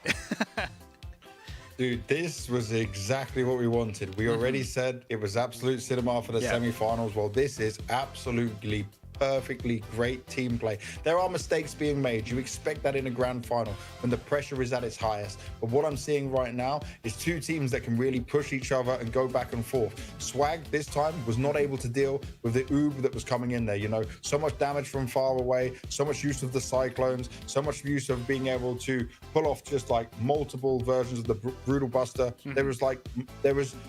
He was unable to stay alive on Swag this much time because obviously he's a bit more squishy and having to get in there and take some of these fights. He was half health instantly before even getting close, before even being able to have a chance in there.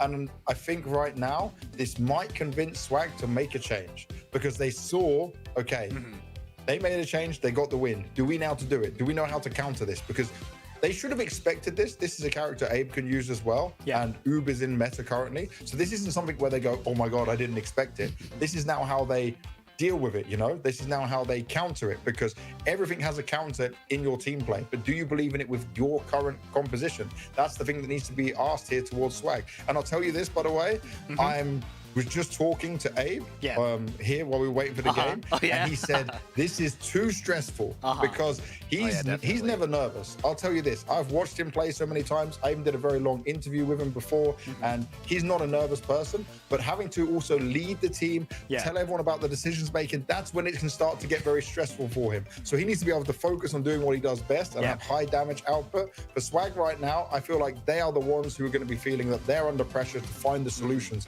and solutions are not easy to find in this game in such a short amount of time when it's so fast. All right, just before we jump into that Battle 3 though, let's take a further look, a more detailed look at the MVP from Battle 2. All right, so once again, Arctic, the Vegito from Team Abe, taking that last God of Destruction for his team. I love this. You know what's so important for me to see here for Arctic is that he is the new player from this team. It was Abe, Annie, and Oros who already won Squadra Blast EU 2025. Now he's come in as the new player with pressure on his shoulders, a point to prove. He knows how to play with these guys. He's a very capable player, but that doesn't mean you can handle it when you get into a tournament environment. There is a different feeling. Like I've played tournaments in other games, and I'll tell you this now, that when you play tournaments, you don't always make the same decision. You don't always have the same confidence. You don't have that same pressure on you. It does change when you're very close to competing, to losing, to being a champion again. So Arctic right now getting this MVP can make him feel good. He's going to say to his team, I've done what I'm supposed to do. I'm helping them out. I'm putting pressure onto Team Swag. If he can keep that going, he has the chance to be the difference maker. It's not always going to be all about Abe. Yeah, definitely. Super good performance, super exceptional performance from Arctic, the new player on the team, and Abe as well, trusting that Arctic could hold off the opponents in that top lane to secure that. Actually, he didn't get, I believe he didn't get the actual tower itself, but yeah, just securing that area and controlling it to make sure that the team could get the last God of Destruction, and yeah, Abe taking the Dragon Ball to finish things off. Definitely. And, you know, one thing that I'll say when it comes to EU teams at the same time, you'll see some teams, like there's full French teams in there, there's some full teams from different other countries in there, Spanish-speaking teams, but like a team like Swag or a team like Abe, who is not all native English and then all communicating in English because that's their common language they can work with, that also plays a difference when you're trying to communicate. And you might hear them on streams and stuff, their English is good, but it's the difference between your native tongue and like speaking a secondary language, you know, right, better than anyone. Like there is a slight difference that could be a millisecond or a second difference in the game, which is very impactful. So that's another thing that these guys have to think about the whole time. And definitely something unique to, I'd say, the European region and maybe the South American region as well. I think NA and maybe the Asian regions generally focus on like their main language. Yeah, kind of native. So yeah, super. Yeah, interesting to see how that plays out as well. I think there's some nuances as well in terms of you can use the same words, but it could mean something a bit different. It might be a bit more urgent in some like way. It's a bit difficult to explain, but you know, the same words, the same kind of expression, the same nuance could mean something completely different, even in the same language. Yep, it's so very important. And right now, I feel like if you're Team Abe, you want to stick with exactly the same composition. It worked out so well for you. It seems like we're getting exactly that straight off the bat. So far, everyone's locked in and there's no changes here for Team Swag. So Team Swag have played with this composition the whole way through. This is what they believe in. But it's now, what have they discussed in this short break of like 10 minutes about how they counter U? Because they did kind of get rolled on. The first game was close, but this second game was just pure dominance from Team A. And now Swag needs to think about how he's going to have to deal with that, how they need to try and lock him down. We saw Toru sometimes being able to get a perfect kick in and keep him locked down, but maybe if you can get some staggers in there from the Bardock at the same time would be very helpful as well, you know? Like use the Wild Roar and draw the attacks to him, gets the Shockwave around him as well. But obviously he's not going to fight Abe as much in that top lane until there's bigger team fights later in the game. All right, let's jump into the final battle of SQUADRA BLAST EU 2026 Sharp 1. This will be Game 3 between Team Swag and Team Abe. Will Team Abe take their second championship, or will Swag take their first and be the first champions of 2026? Let's go! Let's go. Let's get into it. Let's see what's going to happen. Everyone who's watching right now, tell me who you are cheering for in chat. This is the last game. The winner of this will be crowned as the champions. I can't wait to see it all go down. This is definitely a 50-50 right now. Yeah, and we have the mystery HP Divine Draw once again just causing so much chaos. And yeah, let's see how the players play around the medical respawn as well. Medical respawn can make things a little bit interesting for sure, but often it gets destroyed quite quickly with it, so we'll have to wait and see how fast these teams can react to it. Again, Abe and Annie up in this top lane against Swag and Satoru. Down we have our tanks, Oros and Noctis, as well as both Vegetos. And the first attack will be done by Oros straight into it. Initial damage being had here by Abe, keeping the distance with it, getting actually to pick up the Kai, which is going to be the extra XP. Well, he got taken down. Annie going down first. KO of this third battle. Yeah, it's similar situation that we've seen previously. Yeah, exactly the same start as we saw on game 2, which did end up going Abe's way. I'm not going to say that's going to mean anything, but getting the Kai, getting the extra XP is going to help you. You can already see Arctic and Oros both level 4, 1 level ahead of Noctis. These small details are something we have to keep an eye on, especially when we get later into this game, because if you can just get that extra farm going, it's going to help so much in putting yourselves in the best position.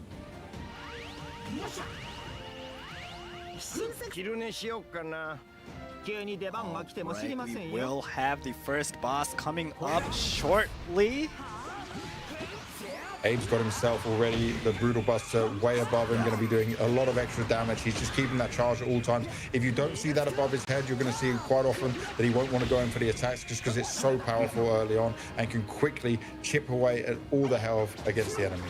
Right, and the boss as well, if he wants to use it against the boss. The Nappa is here in the bot lane.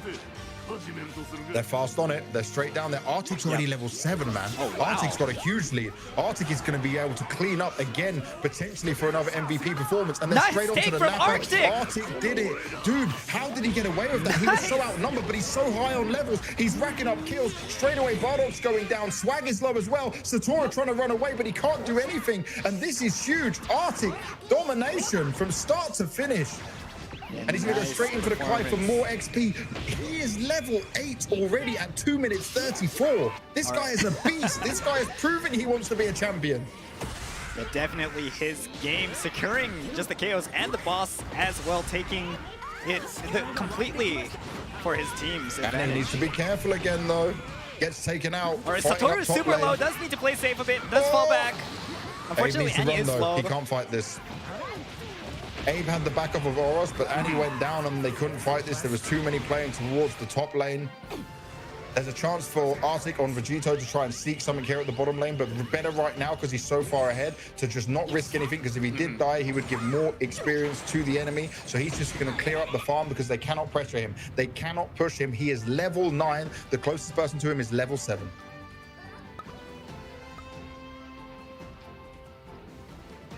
All right, yeah, it looks like both sides playing fairly safe. We're just waiting for that next boss that will be Jackie. They know that Gohan's there as well. They know Annie's still hiding around that top God of Destruction, hanging it out. All right, looks like we have a little skirmish here in the bot side.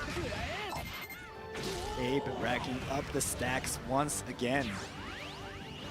He's just keeping it above him the whole time. It makes him so scary. You don't want to fight into him. And guess what? He's got this stacked up so well, and it's 5 seconds till Jackie Chun comes. If they want to go, remember they traded bosses last time. Let's see if they can get a double boss KO early on here. It looks like they're going to go right for it. Both sides charging into the Jackie Chun. Satoru is so low on levels, it's going to be hard for him. He's taking a lot of Abe actually damage. going Instantly, down though, first. Abe is dead. Abe took too much. This is all to play for. Yeah, Jackie's still like Jackie 1 HP. Nice take from Swag. Oh. Taking Oros down Really as well played. Swag is the boss killer right when you need it. Yeah, sometimes it looks like he's going to fail. He's so low. He's taking so much damage being squishy, but he just finds the perfect position to sit in, snipe it away, and cause a big win for his team. You need a player like this on your side. It looks like Oros actually coming up there from the pod. Abe got to be careful, taking a lot of damage. Arctic there to help him out. Swag under pressure a little bit. They're going to go for the Kai and get even more XP. Levels are starting to even out a bit more. Swag is trying to pick up some steam himself to be able to fight back into this. Both tanks on the same levels to fight it at the same time. Swag now up to 10. First one to hit that 2-digit mark, or second one, sorry, to hit that 2-digit mark on first on his team.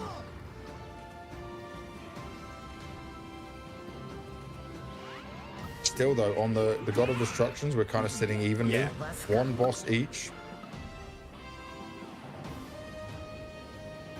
This actually looks a bit funny, just watching it from the observation. It's to keep the for new players, it's to keep the speed boost so you don't ruin anything, right? Yeah, they're not so trolling. You can just quickly kill with your rush attack, but it does look very strange. They're just waiting for more to spawn. They do want to maintain that top speed movement. All right, looks like big damage done once again. Fighting it out in the middle. Looks like both sides they're playing against 3 though. This is 2 versus 3. All right, Abe and Annie moving towards the boss as well. Important boss to be found here. Yep. Annie's straight on top of it. He knows no one else is around for now. All right, looks like a team fight Helper being is starting. dropped. Looks like they're jumping in a bit. Oh, super low. Oros low. done. Annie Oros low. needs to be careful. Damage being done. Oh, Two nice. kills 3 found. 3 kills, kills more found. KOs. Actually, nice.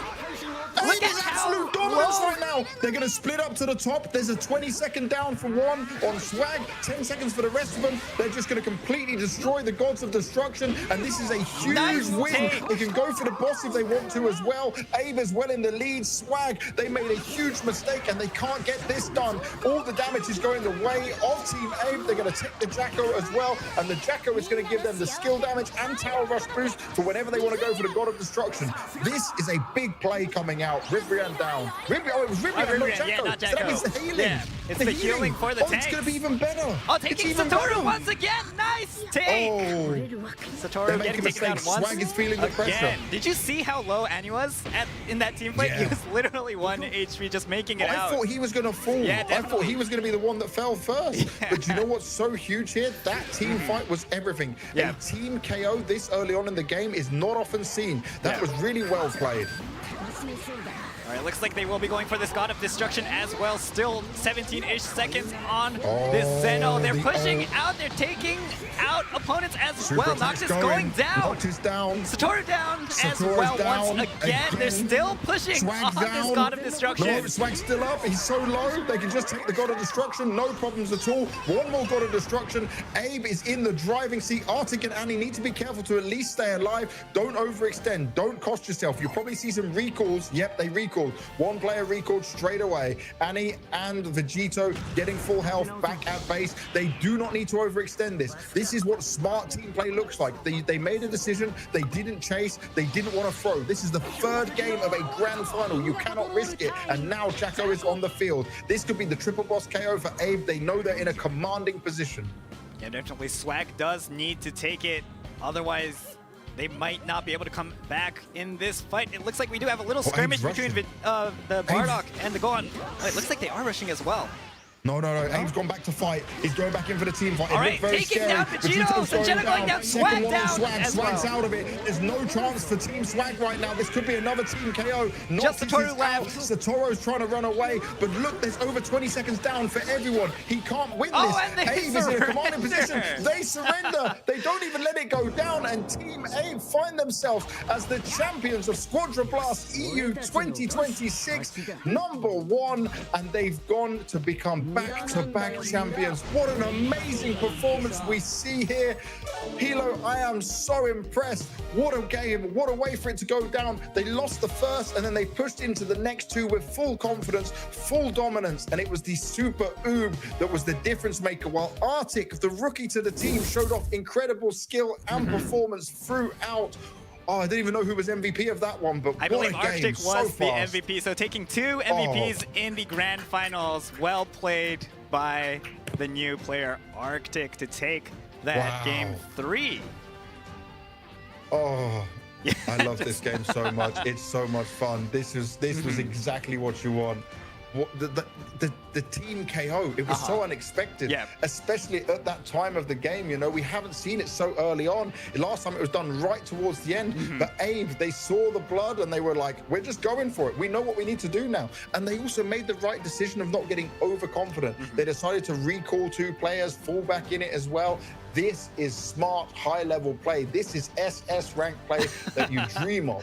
Yeah, definitely. All right, let's take a look at the results of that final battle. All right, so just a really Arctic, solid win. Look at that Arctic KDA, 9 KOs. I'm so impressed with Arctic, man. This is a player who wasn't on the champion team from 2025.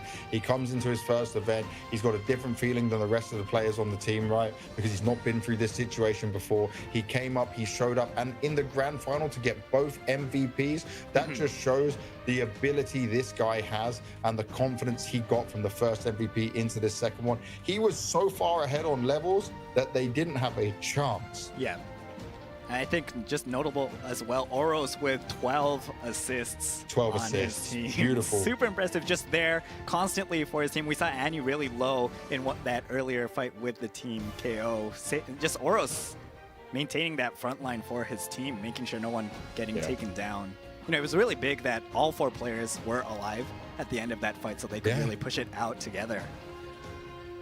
And that was it. That's the difference, right? In just listening to your leader, making the right decisions. Whoever, I'll probably ask Abe on Try Find Out. Whoever said to recall rather than chasing for that kill and going for, remember, they would have had a second enemy team KO and destroyed all of them. If they'd done that, you know, there's a risk because some of them were low. They could have lost 2 players themselves, but they decided to fall back. Whoever made that decision is a genius, straight up genius. All right, let's take a look at the replay from that final battle. will be done by Aura straight into it. Initial damage being had here by Abe, keeping the distance with it, getting actually to pick up the Kai, which is going to be the extra low. XP. Will he get taken down? Annie going down first. Again. KO of this third. They're fast on it. They're straight down there. Arctic's already level 7, man. Oh, wow. Arctic's got a huge lead. Arctic is going to be able to clean up again, potentially for another MVP performance. And they're straight onto the Napa. Arctic did it. Dude, how did he get away with that? He was so outnumbered, but he's so high on levels. He's racking up kills. Straight away, Bardok's going down. Swag is low as well. Satora trying to KO early on here. Right, looks like they're going to go right for it. Both sides charging into the Jackie-chan. Satora is so low on levels, it's going to be hard for him. He's taking a lot of damage. Going down though, first. Abe is dead. Abe took too much.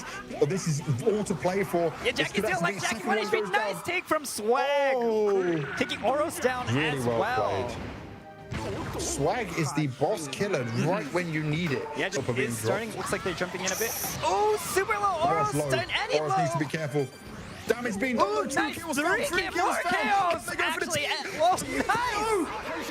at absolute dominance right now. They're going to split up to the top. There's a 20-second down for one on Swag, 10 seconds for the rest of them. They're just going to completely destroy the gods of destruction, and this is a huge win. They can go for well played. All right, looks like they will be going for this God of Destruction as well. Still 17-ish seconds on this Zeno. They're pushing out. They're taking out opponents as well. Noctis going down. Noctis down. Satora down as well once again. They're still pushing on this God of Destruction. No, Swag's still up. He's so low. They can just take the God of Destruction. No. Abe's gone back to fight. He's going back in for the team fight. All right, taking down Vegito. Vegeta going down. Swag down as well. Swag's out of it. There's no chance for Team Swag right now. This could be another team KO. Team Abe find themselves as the champions of SQUADRA BLAST EU 2026 #1, and they've gone to become back-to-back champions. What an... All right, that was the final replay of that final battle of the grand finals. That Team KO really the deciding point of the game. A deciding factor, an unexpected one at that. I was, again, just messaging Abe a little bit, and he said, I'm sweating. That was a sweaty game he had to go through. Definitely. You're down in the grand final 0-1. Yeah. You have to make the change from your Dimer that you know and love, that you're so well known for playing with, and then you change up to the Super Oog. You know how to use him. You're keeping the distance with it the whole time. Then you've got Arctic playing like an absolute beast and controlling the game. They got so far on levels, they managed to turn it around, and the enemy KO and the decisions they were making, like you just saw there was something that switched in them after losing that first game, which was so impressive. That switch was the thing that changed their mentality to being like in a losing position to be champions. That's the difference here. All right, let's take a look at the MVP from our final game.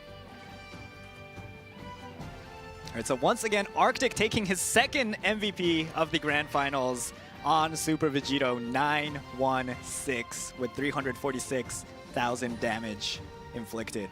Even better. Even better. He went from... Remember what I said when he got MVP for the second game? I said, this is going to be something that changes his confidence. To get an MVP in a grand final of the biggest tournament to start off the year is so impressive. And then he comes back and does it even better. 346,533 damage, only 1 death, 9 kills, 6 assists in there, and also 4 Gekishin bursts onto the tower at the same time.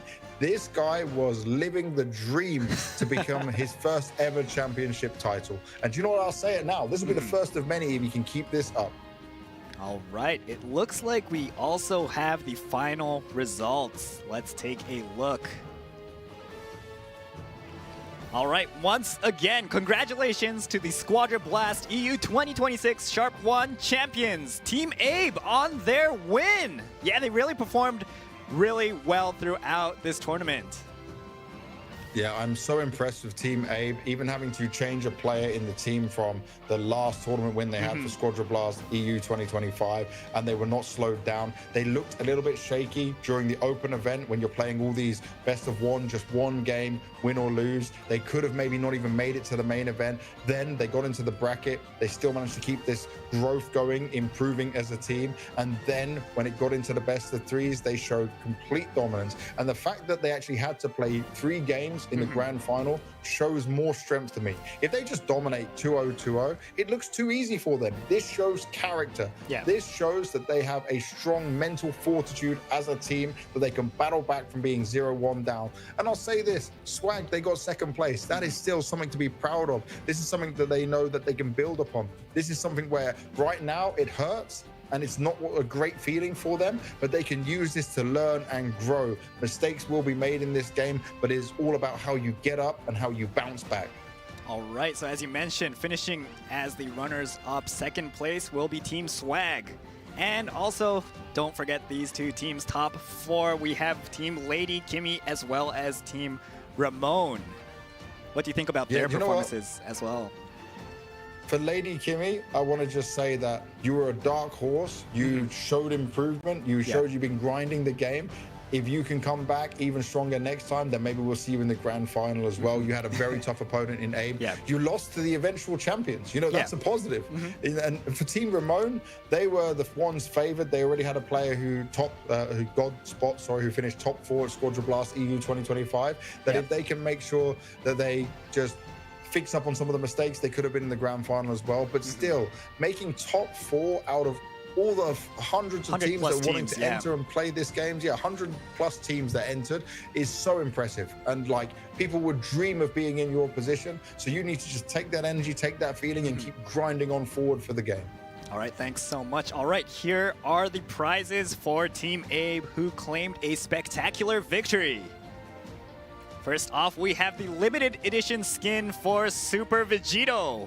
Limited edition badge. So beautiful. And we also have the 20 P3G capsules. Once again, congratulations. And yeah, I hope Arctic plays on this skin in solo queue and online.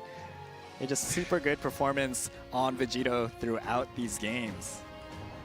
Big win for him, man. You know, if you're the one who got MVP twice and you get the Vegito skin for winning, this is the best situation you can think of. Yeah, definitely. All right. Also, for the top 4 teams of the semifinals, they will get a limited edition badge as well, and 20 P3G capsules for them as well. So congratulations to them on that.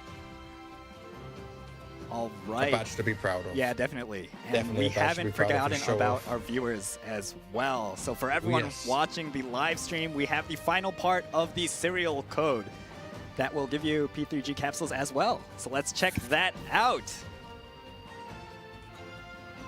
All right, the last 4 characters will be G8Z4, G8Z4, G8. Is there another way to say Z? G8Z4 will be the final. Yeah, whatever preference on that Z or Z. Yeah, these are the 4 characters, the final 4 characters of the serial code. Please combine it with the other 12 characters to redeem your capsules. I believe you get 5 P3G capsules just by entering this code. You can enter the code on the official website linked in the description section below.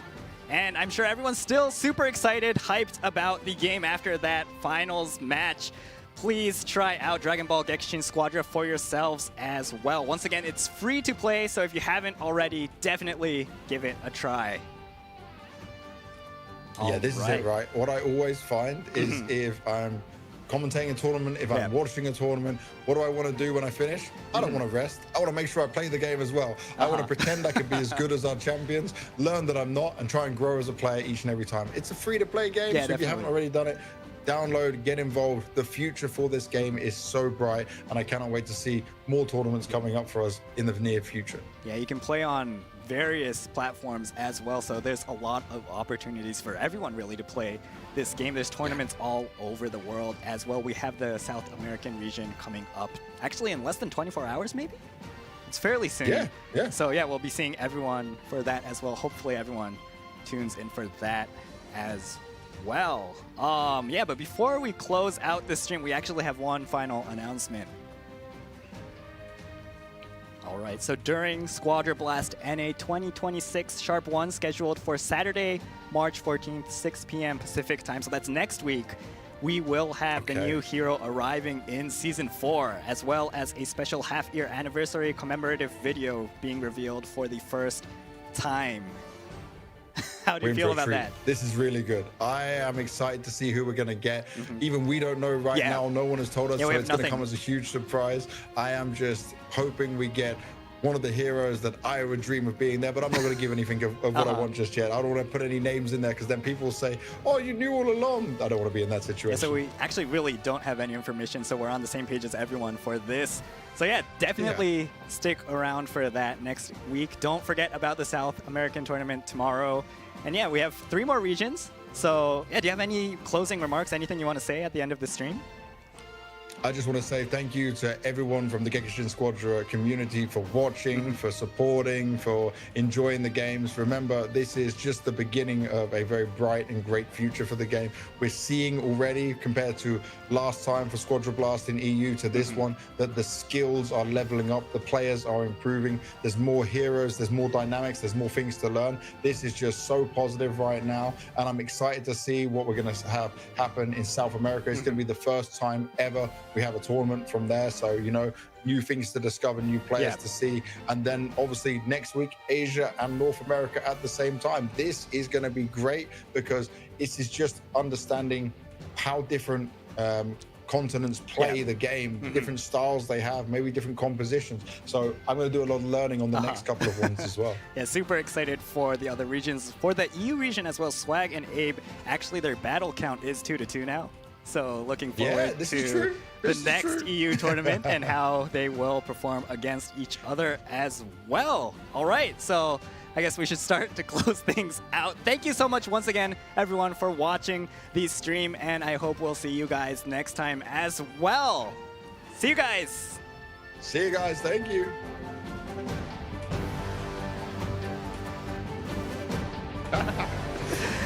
And Annie's flexing with the stickers at the same time. Oh, this is great damage being done. God of Destruction taken down. Full control to be had for Abe once again. Maybe going to get away with some more kills here. Yeah, looks like his sustainability is just insane. It's actually chasing their opponents. Nice take. Everyone's still alive on the board. It looks like they are fighting back. Nice 2 KOs for Team Abe. Making a play up top to try and get another God of Destruction down. But what this might mean, and there you go. Oh, straight in with more damage being done. It looks like the 4v3 coming in there, pushing out, finishing the game as well. They can't do it. It's not possible. They're not going to get it so fast. SJ4 Vegeta tried to push forward, actually left his team exposed, and Team Abe will be the winners of Game 1. Oh, it's super solid performance from really the entire team. Yes, definitely. That's going to be a big problem for Abe's team. Remember, we see for Jackie Chun here, this reduces the vanishing steps, and wow, second boss for Lady Kimmy. Nice take for them. Also pushing onto this God of Destruction. Beerus going down, it looks like. Brilliant. Oros going for a max Gekishin burst, but he can't get it off. The Goku Diamond is there to protect, but that's the second boss hand. Now that's healing that's going to come for his team. This is going to help them out massively. Abe certainly trying to take back some control while also taking the God of Destruction up in the north. That means we are at even Stevens right now. More kills coming the way. Gohan's gone down at the same time. He's out for 20 seconds, and then Kefla's gone down. Now this is absolutely fantastic fighting going on. The team fights for team strength and top lane. Oh, nice taking down 2 players. Oh, wow. They will be getting this God of Destruction as well. Nice take. It looks like they'll take a player as well. Gohan going down. 3 KOs. Kefla, the last player for Lady Kimmy. It looks like they will be going for the Dragon Shell and the Dragon Ball as well. Wow. Fighting from behind, Team Abe not only taking the second game, but also marching their way into the grand finals over Lady Kimmy with some back. A lot of damage done towards Swag. Super attack coming out. Nice. Done, but super low. No one's down yet. No one is KO'd. Okay, it looks like the Bardock going down for Swag. Oh, 2 players now down. Vegito also down for Swag. It looks like a 4v2 now going for Nappa as well. Looks like they are chasing down the Kefla, making sure she can't join in. Gohan is there. Let's see if he can sneak something in. There are 2 damageable players for Ramon though. Yeah, this is lots of damage they can do quite comfortably. Oh, Vegito going. Vegito, going down. Trying to steal. Oh, will he take the steal? Trying to jump into it. It looks like 60s will secure this. Beautiful. Nice. Ines, well, let's see who takes it. Nice take from the Bardock. Noctis taking the second boss, Ribrian, for his team. Ultimate Gohan for Ramon taking down as well. Ooh, 2 players down. It was worth it. Swag. Yeah, definitely worth it. Just gonna charge in for this God of Destruction. Nice take. Now they just have to take that Dragon Ball. Will they make it to? Nope, it looks like Satoru going down. Everyone's pushing fast, so all the damage being done. They're trying to break the shell up. Yeah, they are trying to fend it off still. Ramon trying to fend it off. The Dragon Ball is open for taking. One tap. It's just a one tap. Literally just a one tap to finish this game off for Swag. Swag's going for it, but they need to defend. Swag straight in, snap to Dragon. All right. Team Swag, first game, a huge congratulations to them. They played it out so well. The snipe's so important. The boss is going their way. Impressive stuff as they managed to keep Team Ramon at bay. And of course, it's the super where Ramon is kind of pushed out of the fight. None of the Ramon players are close by. Whoa, Swag! He got taken out. Yeah. The squishy Kefla. Unfortunately getting taken down. Vegito super low as well. Nappa going to Ramon. Nice take from Ramon himself. Actually, unfortunately going down, but worth it. 3 players down. He's just poking these towers, staying alive and fighting off really good. I'm surprised if he'll be able to stay alive in this one. Yeah, it looks like he will be going down, unfortunately.